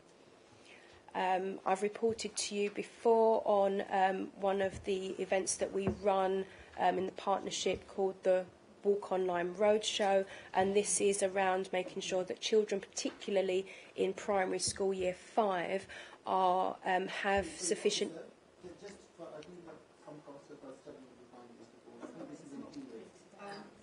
No, it said to follow, but we didn't get it. Yeah, it was. Yeah, that's in email. Oh, okay. Oh, shall I wait? Yeah. Okay.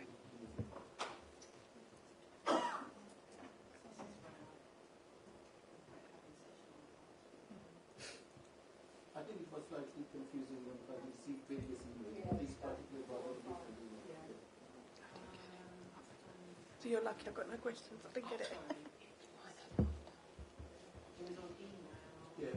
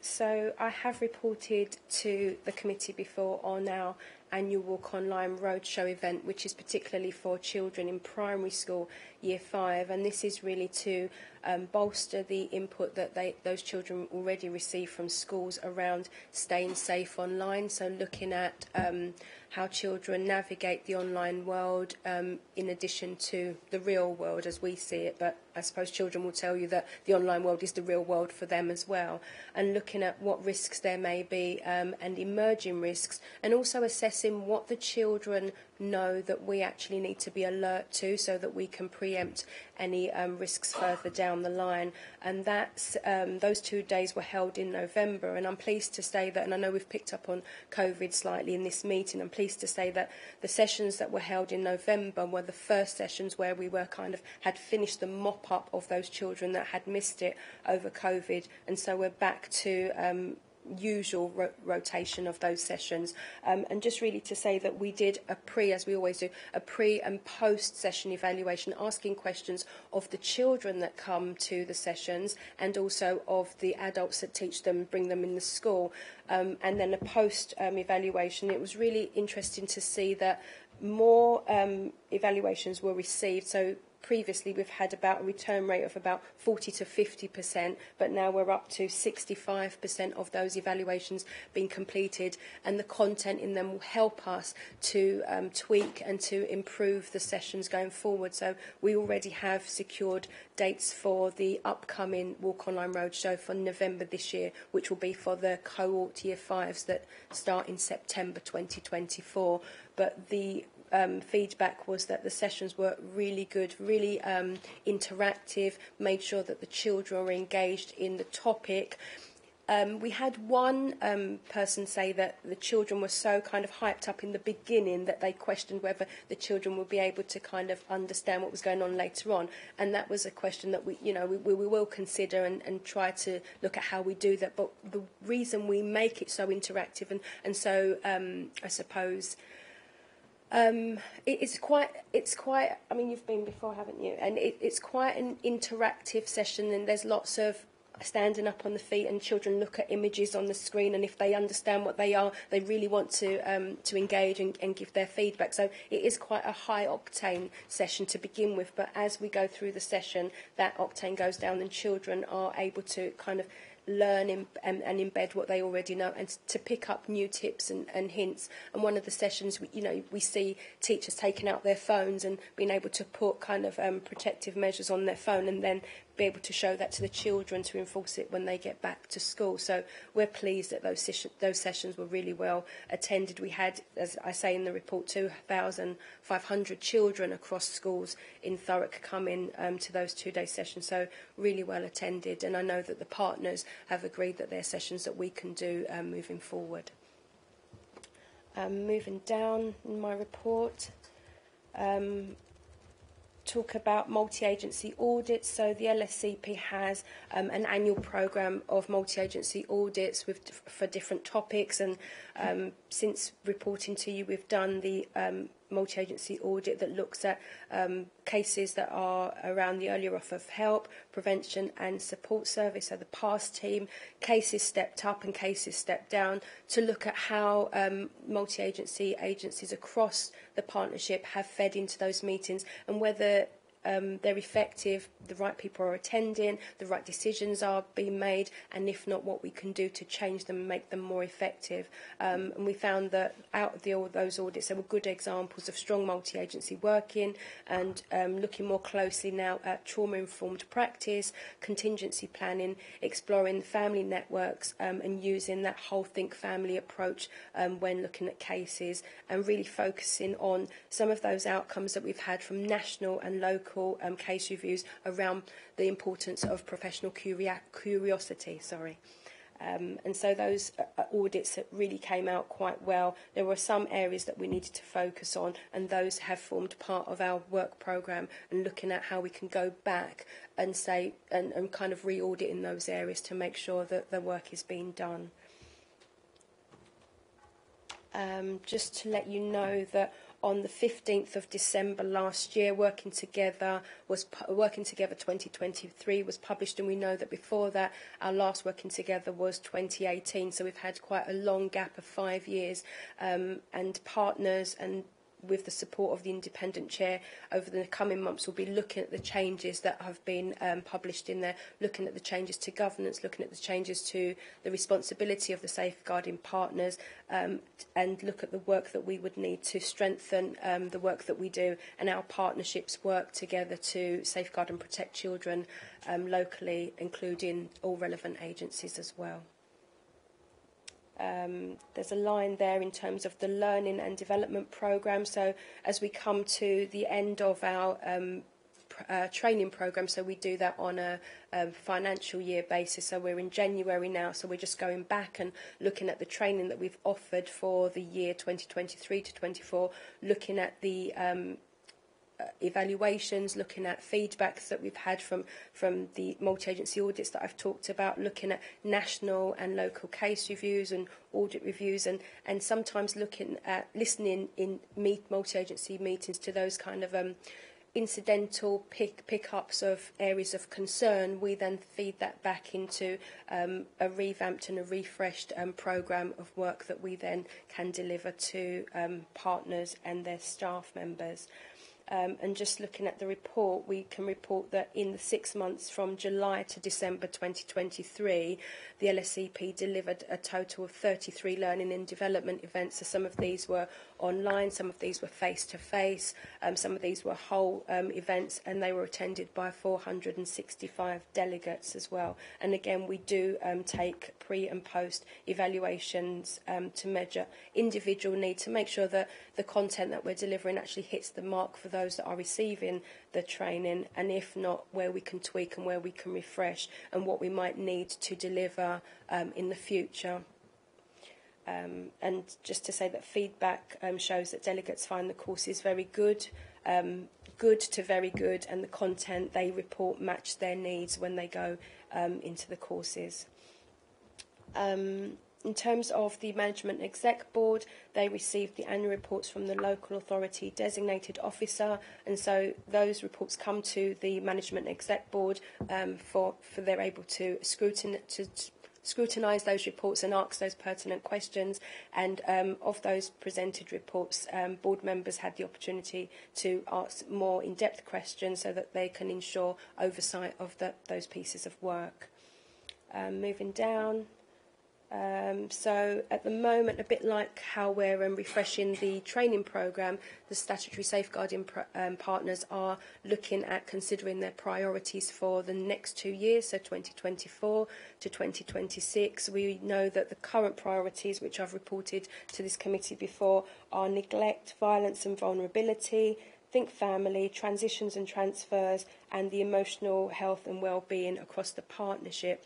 And in order to consider the priorities for 2024 to 2026, the partners will look at the multi-agency data set that we get on a quarterly basis into the partnership, consulting with practitioners, parents, carers, children and young people. And we do that via various methods. So we will do Teams questions, so send out MS Teams form that goes out to everyone across the partnership.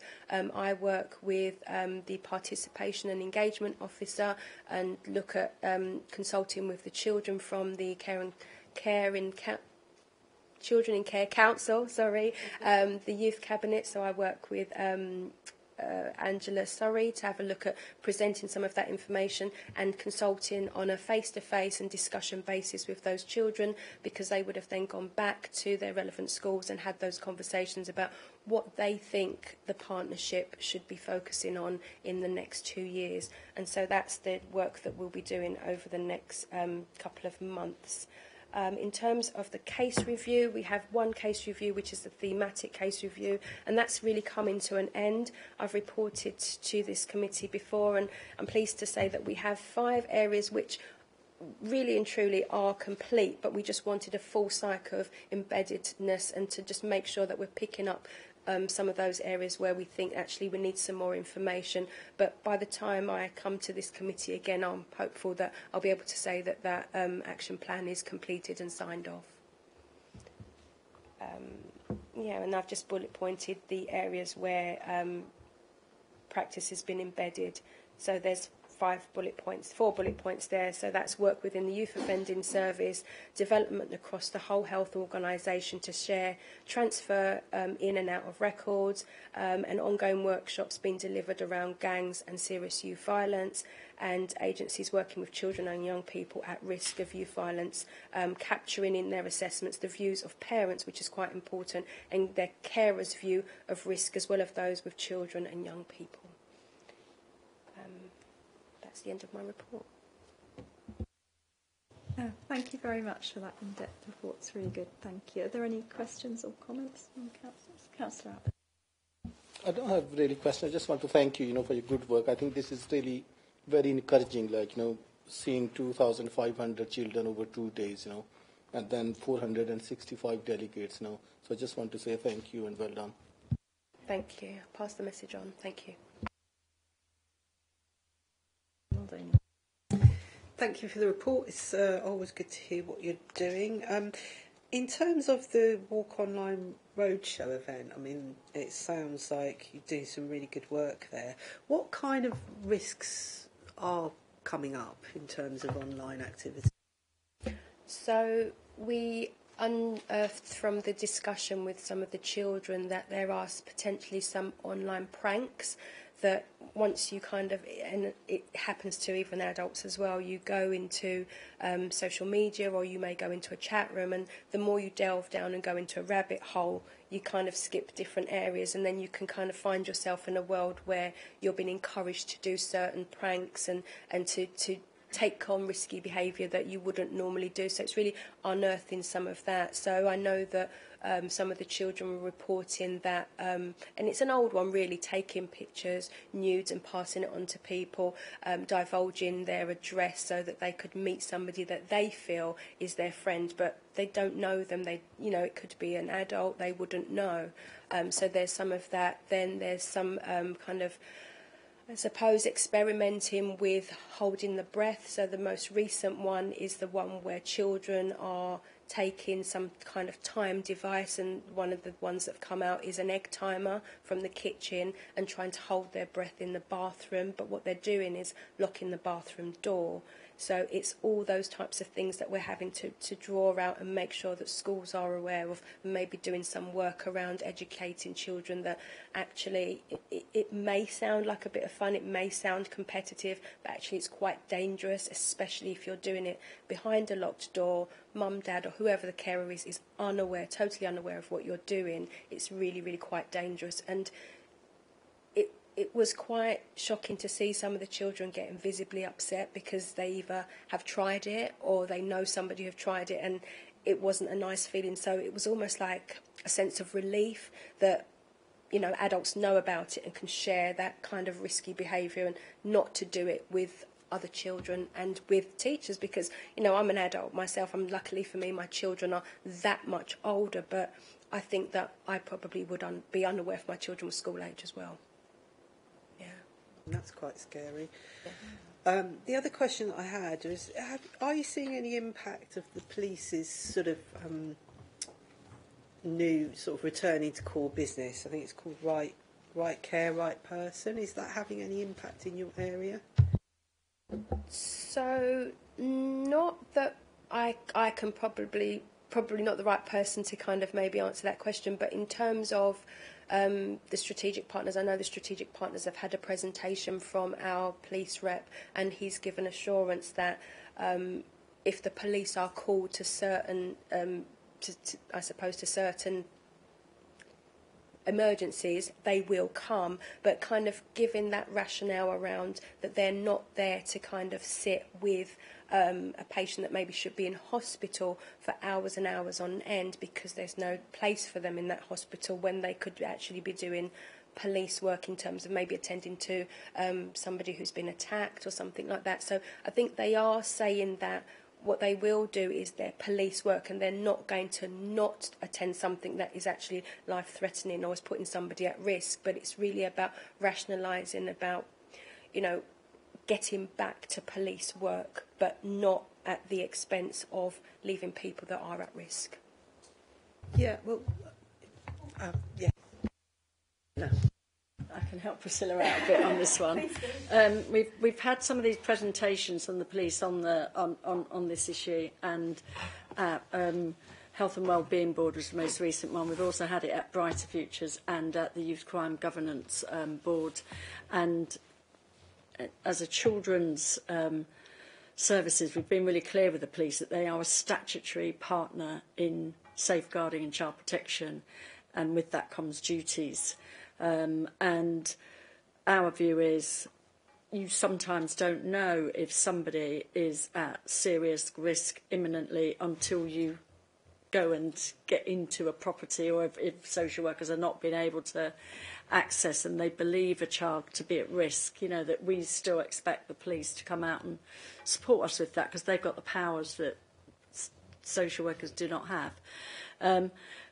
The questions we've raised with them is, who makes the decision about whether it is a police matter or not at the point of referral? So if a social worker is ringing up and saying we need police support because there's a situation we're worried about, quite often it's the call handler rather than a police officer. So we've had assurances that we can escalate that. So if we disagree with a decision, so we being, you know, Children's Services or any of the agencies, if they want the help, that it can be escalated in the moment, and that there will always be a more senior police officer who will then come and, if you like, adjudicate about whether or not they will do that. We've also asked at Health and Wellbeing Board that police come back in about 3 to 6 months' time with an update on what's the impact, so you know what has been the outcome of introducing this new policy. I think we'll do the same in the Safeguarding Board. So I think all partners are sort of understand why the police may be bringing this in, because there probably has been some abuses around police officers spending sort of 24 hours plus with mental health patients sitting in a car because they can't access the hospital or whatever, and that's not okay. But what we don't want is we don't want any children falling through the gaps because someone makes a decision that turns out not to be okay. So certainly within children's social care, we're asking our social workers to escalate to more senior managers if they have something. For example, if they're on duty and they're saying we need someone to come with us, and they're using the right care, right person process, because it has been quoted at workers. So we're just keeping an eye on it. It's only really just been introduced quite recently. We're very mindful of it and understand why it's been introduced, but want to make sure that we don't have any children or families falling through gaps, you know, because there's this new policy that effectively it's the person who takes the call makes the decision about whether or not this is a police matter. And so we have had assurances that if there's any issues with it, we can escalate straight away. So I think we will be having reports back at various boards to actually get the police back to tell us how it's been working in practice. Thank you, Sheila. That's reassuring. I knew you'd be on top of it. We have discussed this before, I know. So, I mean, I can understand why the police would want to do that. I mean, I know a colleague of mine said that they visited a new mental health reception, but then it was a nice reception, but there were no services to refer people onto. So this is, you know, the stretched nature of mental health services across the board. So I can understand, you know, the police have got a lot to do, and they do need to concentrate on their core business, but at the same time, we can't let children suffer. Yeah, okay. Thank you very much for that reassurance.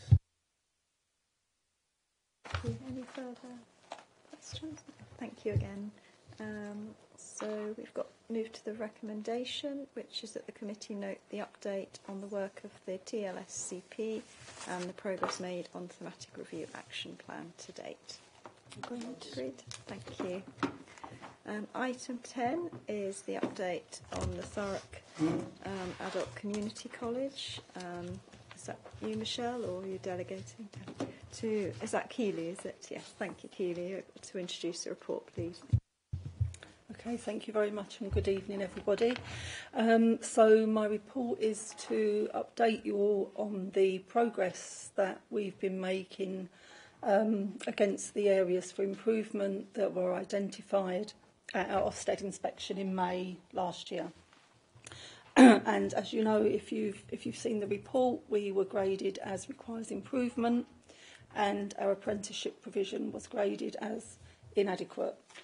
So first of all, I just wanted to give you some additional feedback, because the feedback we received directly from the inspection team was much more detailed and lengthy than is in the actual published report.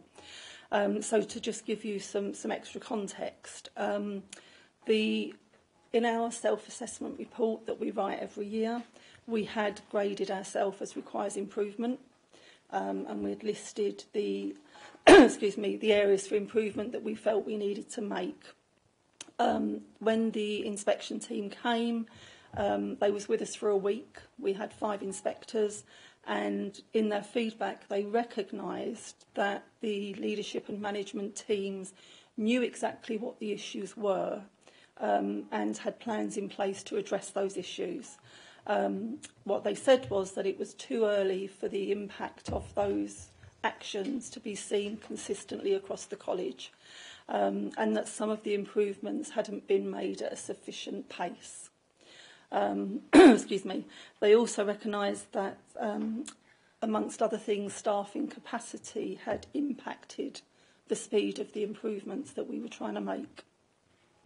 They also noted that we had recently moved buildings, but that we are, and this was based on learner feedback and their own observations, that we had maintained the really nice, welcoming, personal, safe culture and environment within our provision. And they did say that was a credit to staff, and it had been maintained in spite of the move and in spite of the venue that we were currently working out of when we were inspected.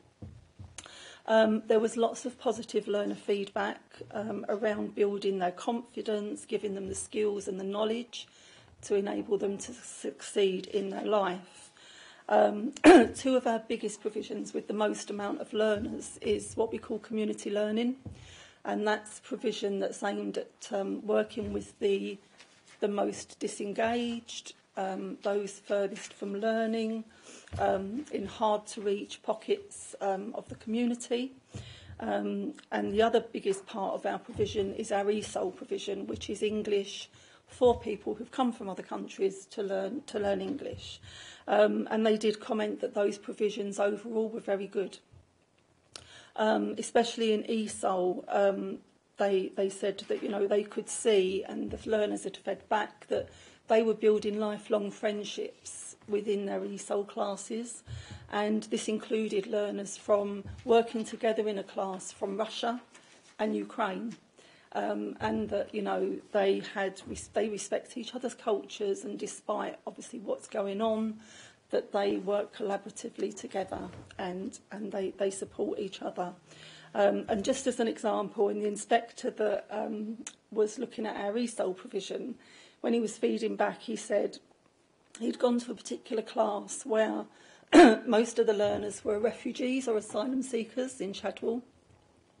And he said that he was genuinely moved by what he saw happening in the class. Sorry, I've got a sore throat.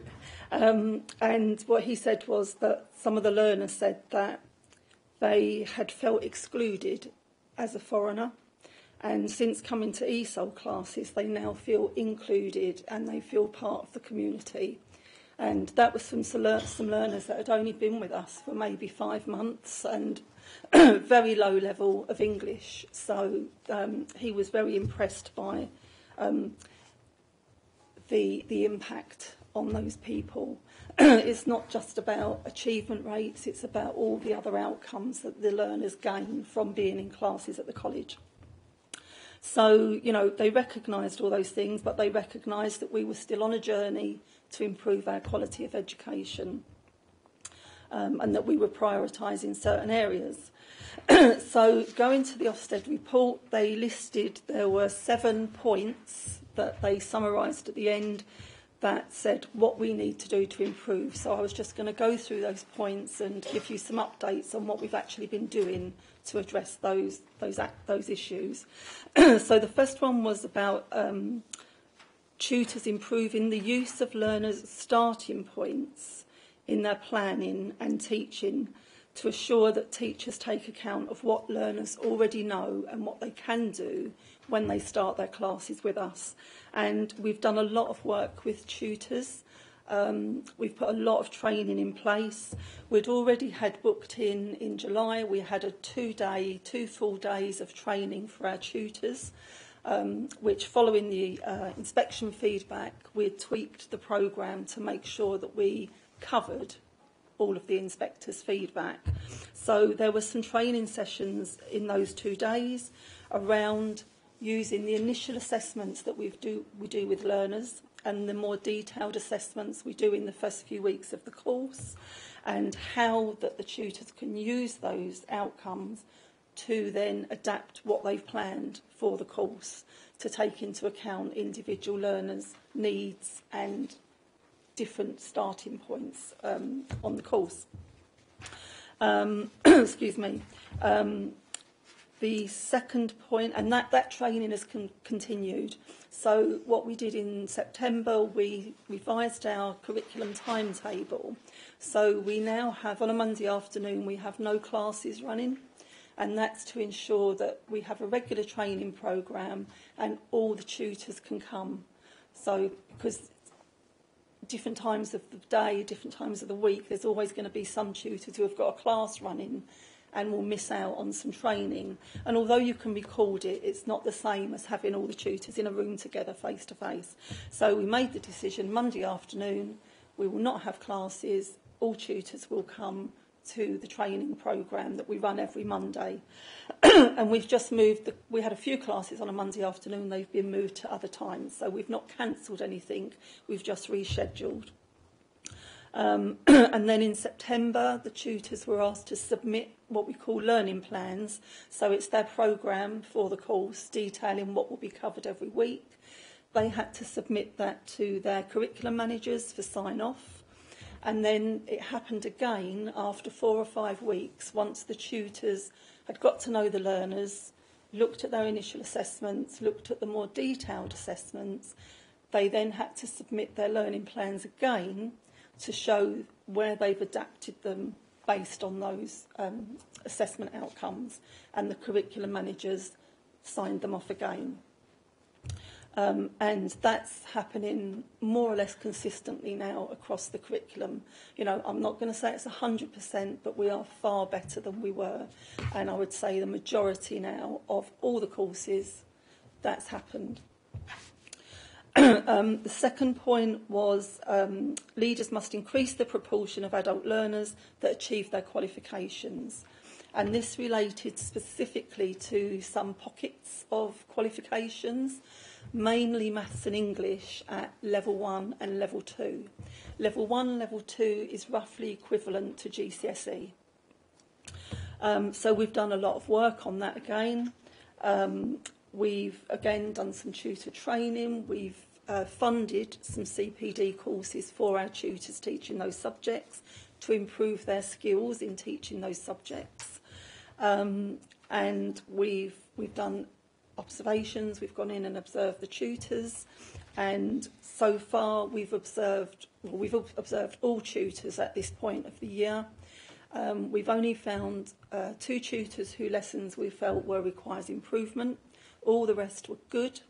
We had 2 that were outstanding. Of the 2 tutors that require improvement, one of them is a new tutor, so they was already going through quite an intensive training programme, and they will be reobserved. So for this academic year, the exams take place now.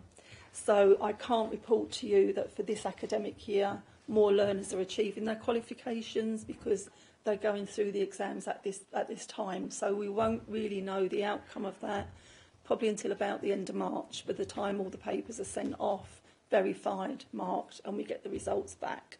But what we have done, the curriculum managers are doing much more frequent progress reviews with the tutors. So regularly, at least every 2 weeks, every 4 weeks, they'll sit with the tutors and they're going through every learner, looking at their progress, making sure they're on track to achieve the qualification. If there are learners, for whatever reason we feel are at risk of not achieving, we're putting extra support in, whether that's through a learning support assistant or the tutor doing some additional work one-to-one with that learner, or giving them some additional work to practice, the gaps in their skills and knowledge. So that's happening on a far more regular basis than it was before.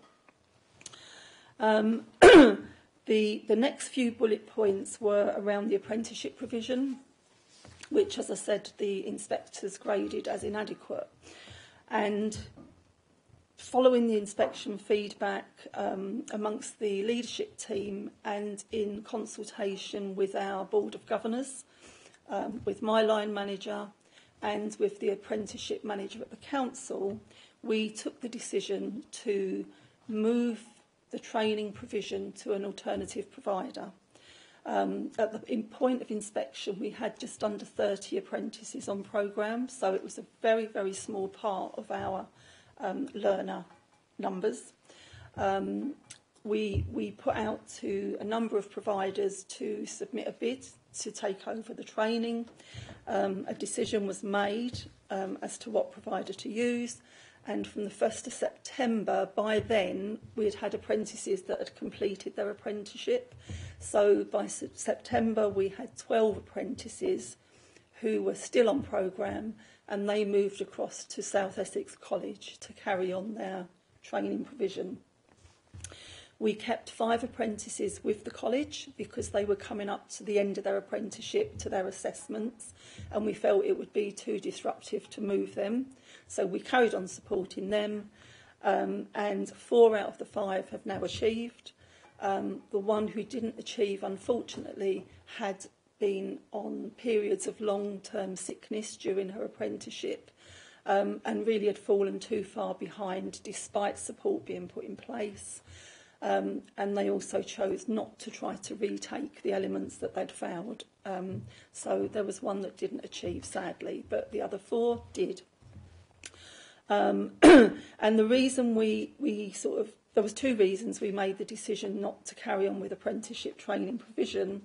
One was because the amount of improvement that was needed would have taken quite a long time to turn around, and we felt that the staff capacity, the staff time and the focus of our work would be more beneficial on ensuring that the improvements in the bulk of our programme would be more effective, and that there was another provider locally who could, take over the apprenticeship provision and provide good outcomes for those apprentices.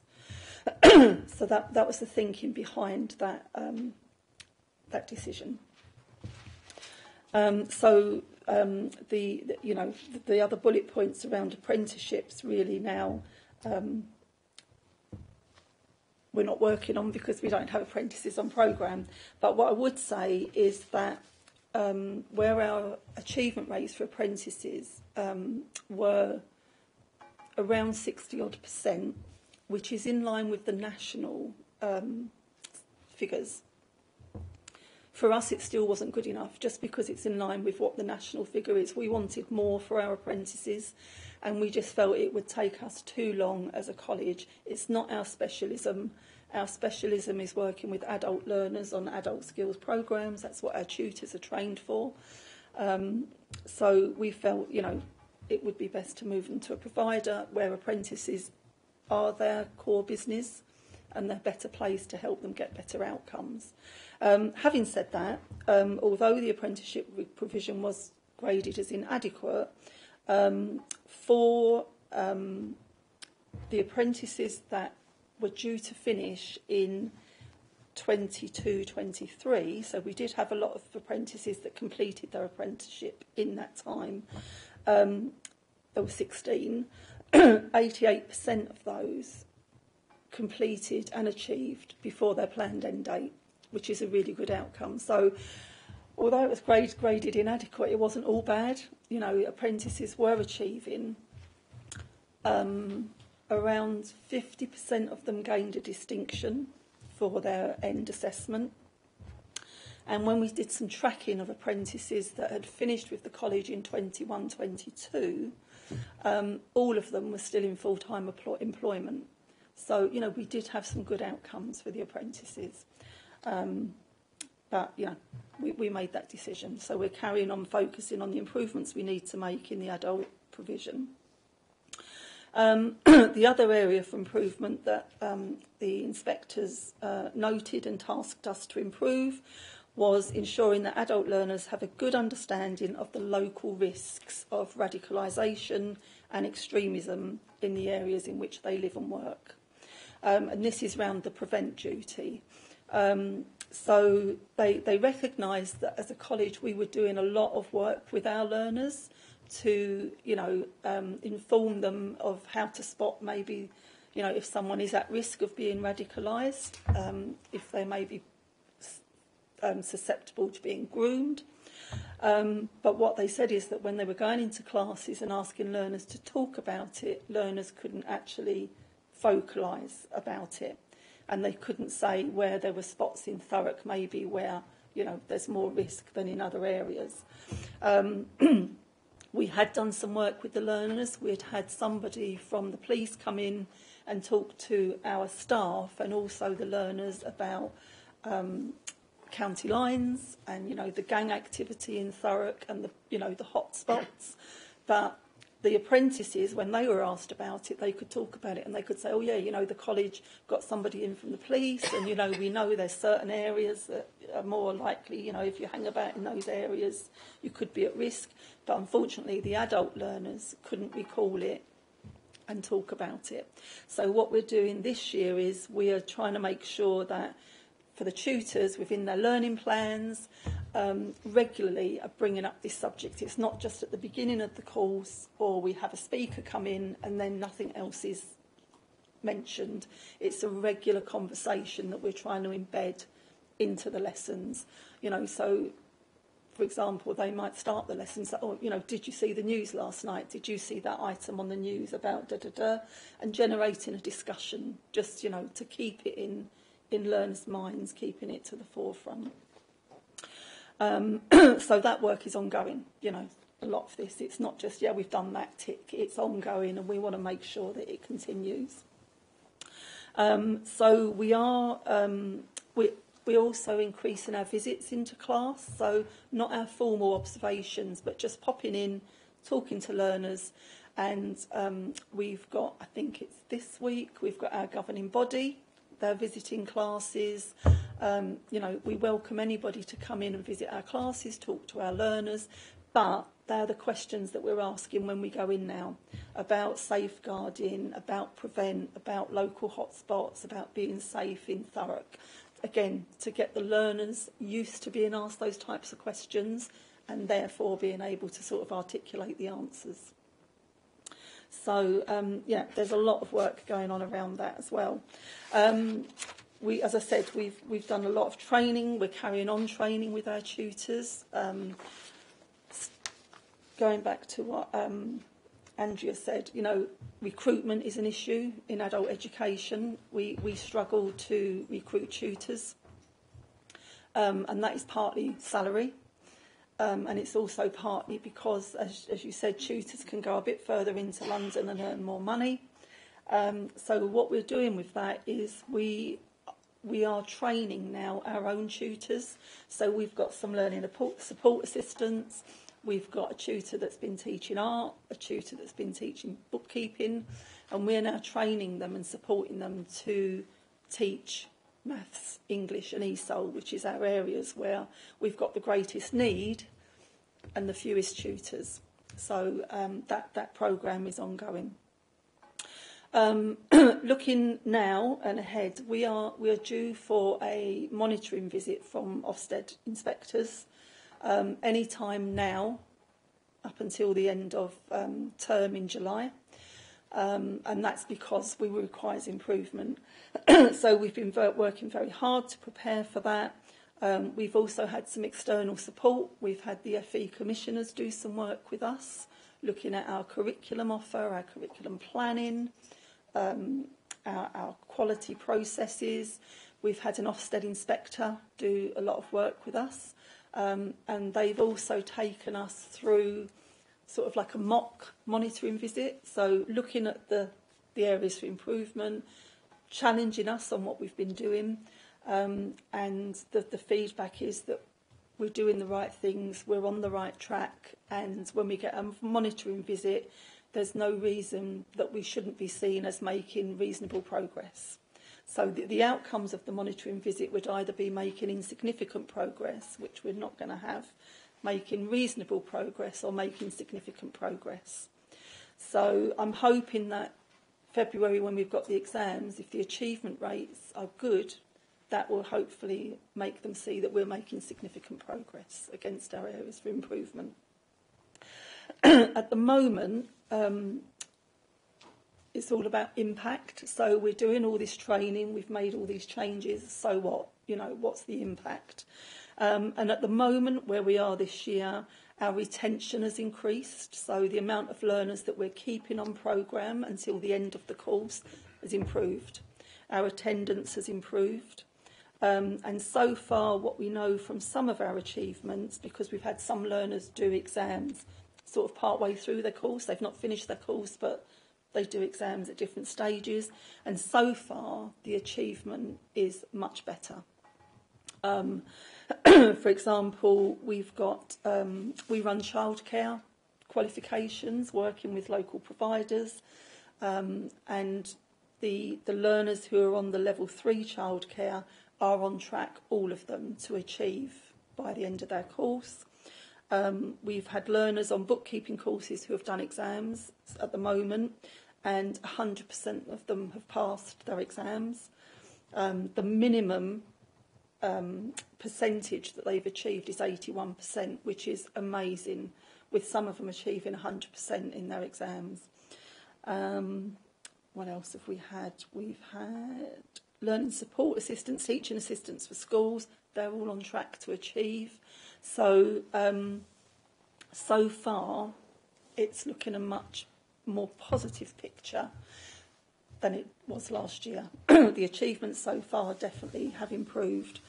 And as I say, the next month is when the bulk of our exams happen, and then I'm happy to report back what our achievement rates are from that. I think that's sort of in a nutshell what we've been doing, and where we are at the moment. I feel confident that if Ofsted did come next week, they would say we're making reasonable progress, and you know that's where we need to be. So yeah, I'm happy to take any questions. Thank you.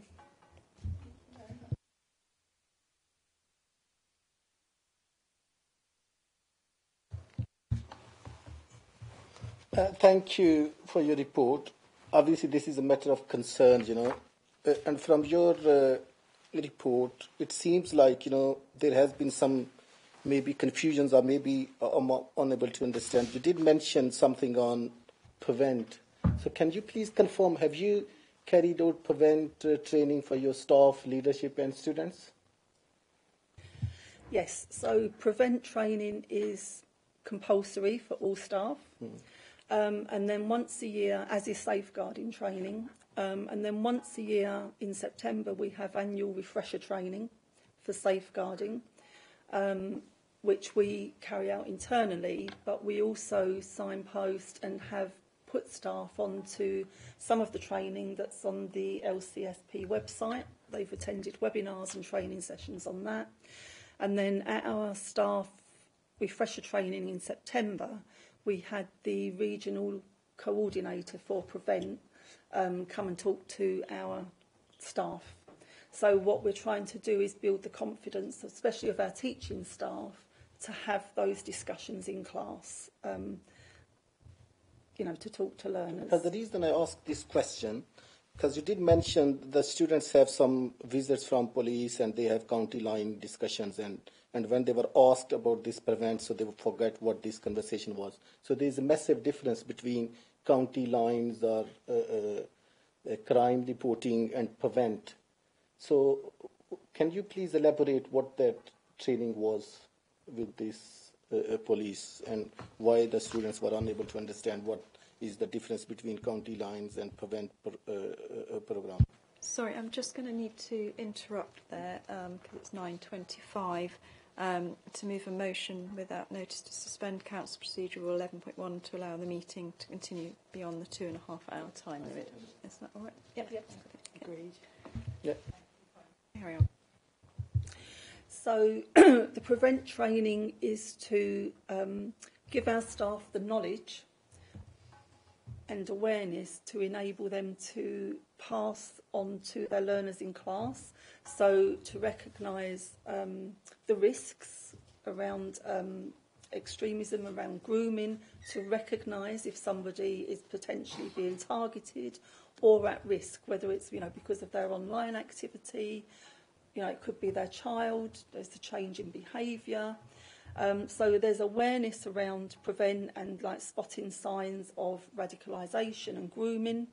But then what we also do throughout the year is with guest speakers is to sort of touch on other areas. So that's where the gangs and the county lines speaker came in. So it's not about, it wasn't about that they couldn't recognise the difference.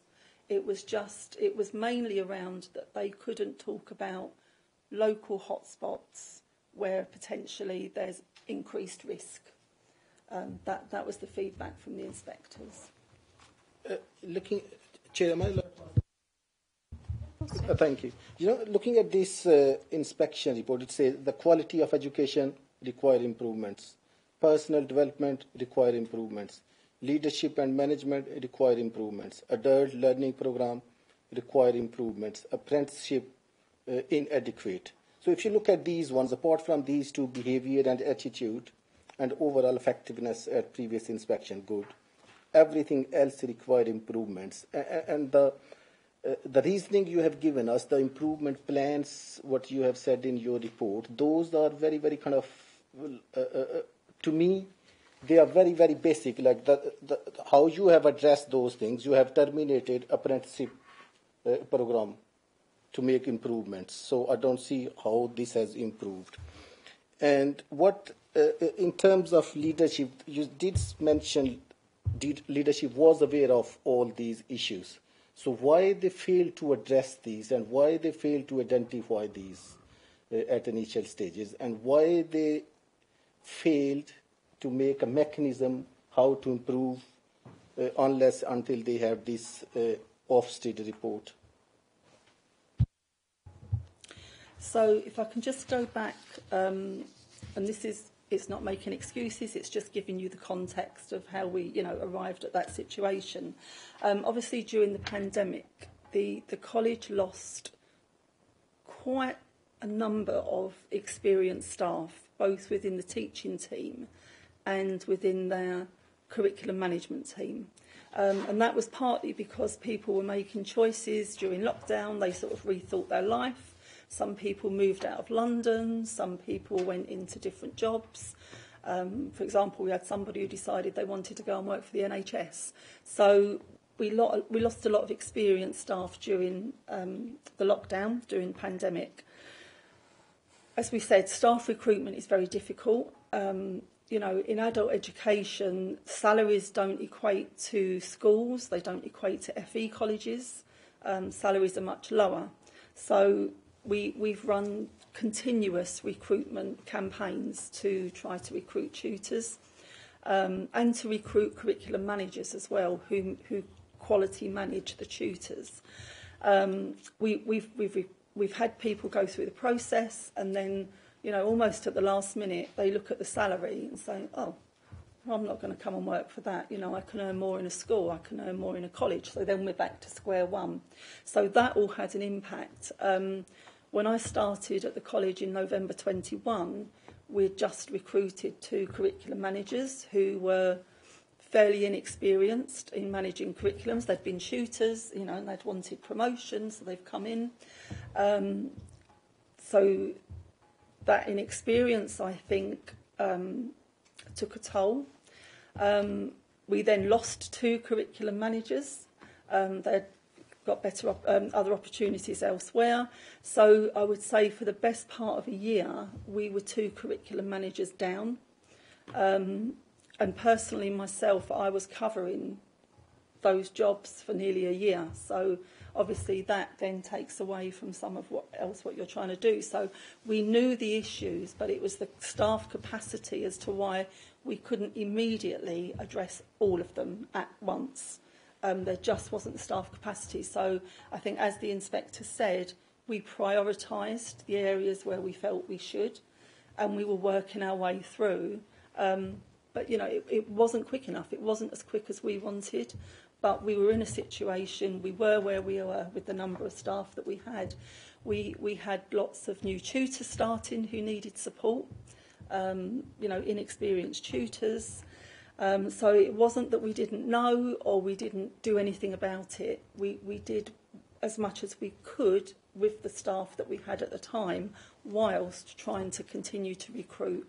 And I will say now that as of last August, we now have a full team of staff. But we've still got some inexperienced tutors and managers that we're supporting. But because we've got a full team of staff now, we've got that extra capacity to put that support in place as well. And we did put in, as I think I said in my report, we had a restructure of our support teams in the summer last year, and we created this new post to support the management team with quality improvements, and that really has made a difference. That's kept it going at pace, and it's driven it forward. It's sort of dealt with all the admin side of it, which has allowed the assistant principal who leads on the quality to actually focus on making the improvements and supporting the staff to improve. Thank you. Just one more, you know, on leadership and management. Again, obviously, you know, there is required improvements. So what improvements have you made in leadership and management and your board of governors? So for leadership and management, it's not just the senior management of the college, it includes all managers. And I think the improvements we've made is that for the curriculum managers, they have much more rigorous audits of quality of their teams. So we have a calendar for the year. It very clearly says every month what they must be auditing, what they must be checking. And they have to feed back to the assistant principal on that now.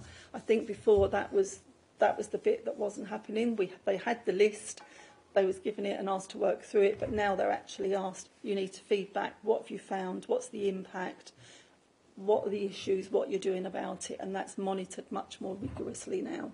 And I think that the leadership and management requires improvement grade was because of the improvements not happening at a sufficient pace. That was the sort of underpinning reason behind that grade.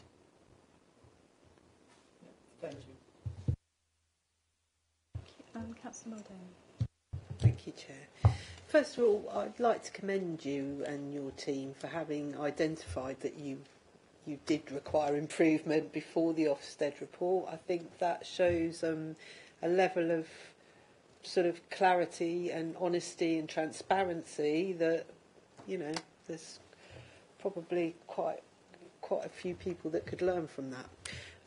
So and you're obviously very passionate about making the improvements, and very engaging when you're talking about it. So I do feel that significant progress has been made, and the things that you're describing are taking things in the right direction. I think it's good that you made the decision for the apprentices to go to South Essex college, so that you had your primary concern was for the experience of, for those apprentices to be in the right place to achieve. It's a shame that had to happen. How are they doing at South Essex College? That was one of the questions I had. I can't answer for the group as a whole, because obviously their progress and all that is reported back to the apprenticeship manager at the council. But at the college we have an apprentice on our staff who have moved across to South Essex College, and they're progressing. They're on track to complete their apprenticeship next month, actually, and they're enjoying their time there. So the feedback from our own apprentice is positive.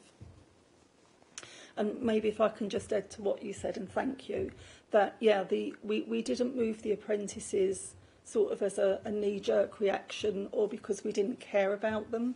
We moved them because we did care about them and we cared about their outcomes, and we just didn't feel that we were doing the best job for them. And we knew, obviously, because South Essex College have a lot more apprenticeships on programme, and obviously, they'd had to submit a statement to us as to why they should be the provider. So we felt they were going to a good place and that they would get a good outcome. That's good. I hope they do have good outcomes. Obviously, Michelle has provided us with a RAG-rated report because she knows... Well, it's just so useful because you can see at a glance. So I can see that there aren't any red areas, which is reassuring. I think, going back to something that Priscilla said earlier about the piece of work that she's done, I know when she's presented her RAG-rated reports that she also has a blue category for when that change is considered fully embedded. So you're obviously on the journey, you're not there yet. It does seem to me as if you are moving in the right direction, and I like the accountability and the humbleness actually that you've shown. It does give me comfort that you're taking on the feedback and that you're making positive changes, and I hope that that's reflected when the monitoring visit happens, whenever that may be. So thank you for your report. I'm sorry that you did require improvement, but I think it says a lot that you actually identified that up front anyway, and you were working towards improving on that even before Ofsted came along to tell you that you needed to do that. So I think that's quite a unique situation actually. I'm not sure I've ever experienced anybody being quite that transparent, and seeing those things ahead of time. So thank you for your presentation, and we'll look forward to seeing you back, hopefully with a positive result in the future. Thank you, Keely. Okay, thank you very much. Thank you. Are there any further questions, Councillor? Thank you. Just one question. In terms of the apprenticeships, are you not planning on bringing them back, or are you? Or so, because of the grade of inadequate, our funders, the DFE, they asked us to submit a statement as to why we should continue with the apprenticeship provision, because ultimately they're to be able to deliver apprenticeships, you have to be on a register of training providers, and they had the power to remove us from that register anyway because of the inadequate grade. But because, again, we took the decision ourselves, and I had to meet with the DFE to explain what we were doing and why.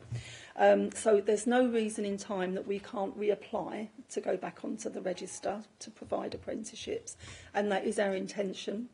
But I would say not for a couple of years. What we really want to do is really consolidate what we need to do in our adult programmes. Before the pandemic, at our last inspection, we were graded good, and we were actually aiming to be outstanding at the next inspection. So we want to get back to that position. We want to be sound, consolidated, good, on path to being outstanding. And when we're in that position and we've got the right staff in place to deliver an apprenticeship training provision, then we would consider it. We would consider it in a very small way, maybe one or two, maybe childcare apprenticeships and maybe one other, and just focus on that, keep it small, make sure we get that right before growing. So the answer is yes, but not yet. It's gone out of my head what I was going to ask. I've actually gone completely blank. I can't remember. It's completely gone. Remembered. Is there any? Do you have any concerns that there might be any negative implications about sort of budget revenues or sort of any income streams because you're not offering the apprenticeships anymore for the wider college? So we did look at finances when we considered stopping the apprenticeship provision. The apprenticeship provision wasn't the funding it was bringing in. We were spending on the provision.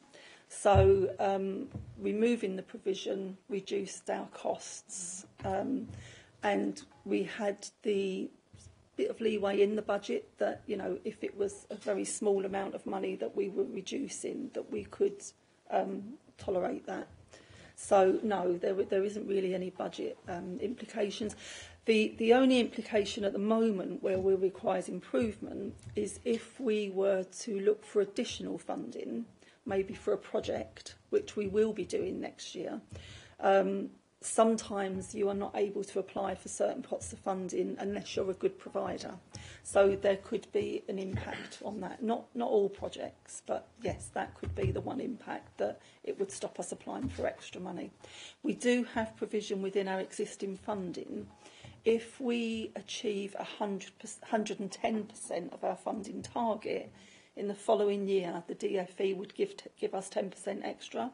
So that's what we're focusing on at the moment. Rather than taking on extra money and, it's going to take away again from our staff capacity, we want to focus on getting what we're doing right, making it good again, but also looking to actually overachieve on our own funding, and we'll get growth that way. Thank you. Oh, Councillor. Just a quick one. On this appendix, it did say all governors to complete learning works early in 2024. And then it says CPD completed by one governor on KPI report. And what should be challenged? So does this mean only one governor has completed this, or is it a different KPI report? No, so all governors are provided with this KPI report every month in advance of the governors' meetings. It's a very detailed report. It's around all of our targets and the progress we're making towards them, and comparing the position to the previous year. The one governor was just because that particular governor came forward and said I could really do with some additional help in understanding the report. So the other governors haven't said that they want any training on it, so I'm assuming they understand it, they use it, they challenge us on it. So the CPD was just for one governor at the request of that governor. And then it says Ofsted consultant prepared briefing and guidance for governors on challenging leaders and managers. So does this mean these governors fail to kind of challenge or make appropriate kind of decisions at the time? No. So I would say, and Ofsted agreed, our governing body is very effective. They do challenge us. They have a really good understanding of what's going on at the college, what's working well. They were well briefed and knew very well what our areas for improvement were, because again I was honest with them.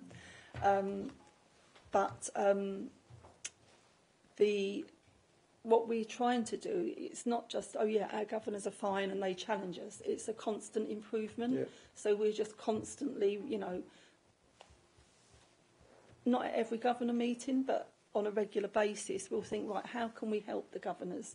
So the briefing from the Ofsted inspector that worked with us is just an additional aid to the governors. So we're not saying they don't challenge and they don't challenge effectively, but it's just something else that will help them with their work. and the more they challenge us, the better for us, Yeah. because it helps us improve. Thank you. Thank you. With you reporting about the salaries being an issue, what draws teachers to the adult community then? What can you sell to them to attract? I should try and sell it to you all now. So I would say what draws people into teaching in adult education is predominantly it starts off with parents of school-age children, because our classes, because our learners are adults and often have children at school, so all our classes run around school times.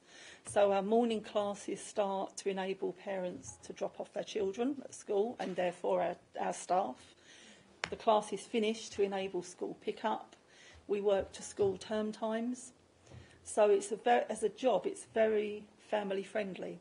So that tends to be, you know, it's predominantly women, and it's predominantly women who started there when they had young children, but stay as the children grow up.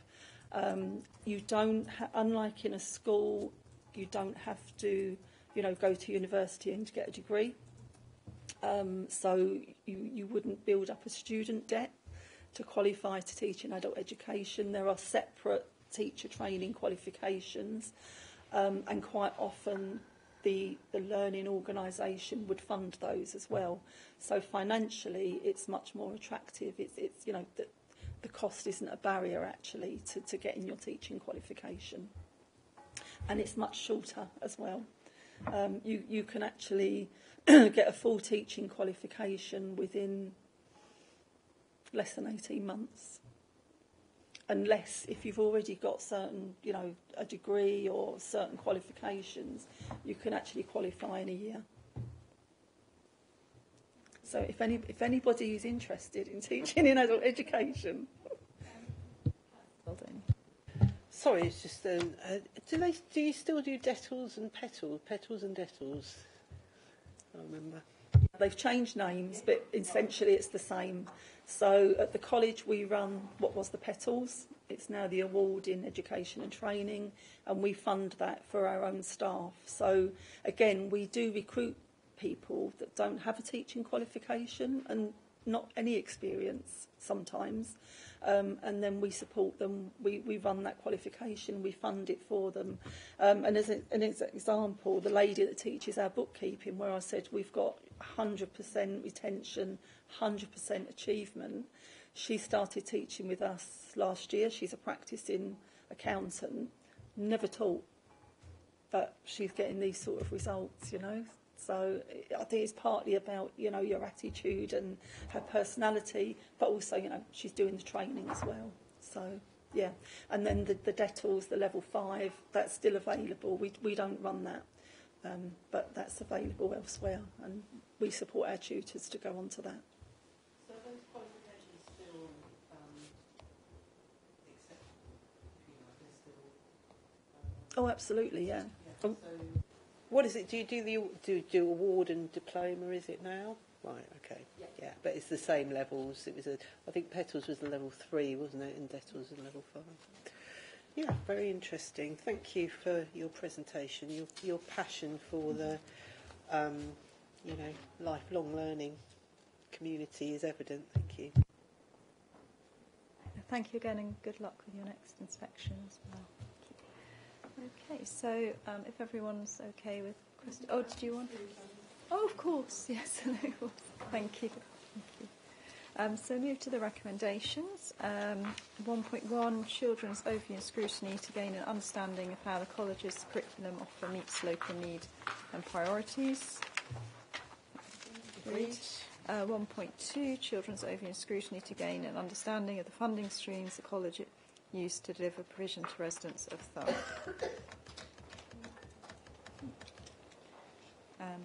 1.3, children's overview and scrutiny to have an update on the college's actions and progress on the areas for improvement identified in the Officer of Inspection report published in June 23. Yeah. Okay, so we'll move to item 10, which is the work programme. Does anyone have anything to add or any comments? Sorry, Chair, we cannot hear you. Sorry? We cannot hear you. Does anyone have any comments on the work programme? I don't know, maybe we can have an update report on Thurrock Adult Community College after their inspection, maybe. I don't know if that will be too soon, will it? When's the inspection? It could be any time between now and the end of July. But you We'll only get 2 days' notice, so... Won't come in time for the next meeting. No. I mean, I'm happy to put it as a note on the end of the work programme for next year. Yeah, please.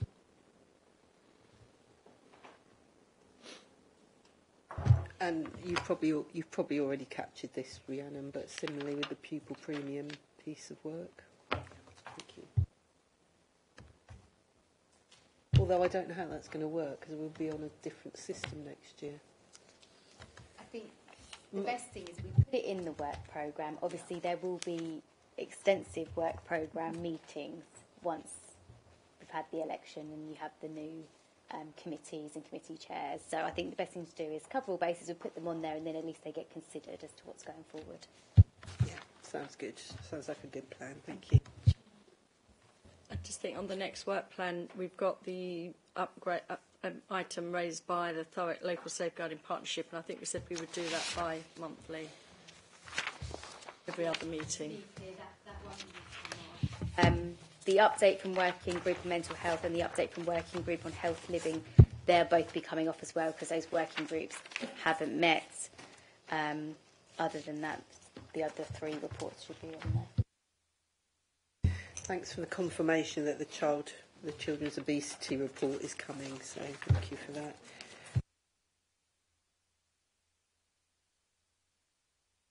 So no other comments or anything from that? Okay.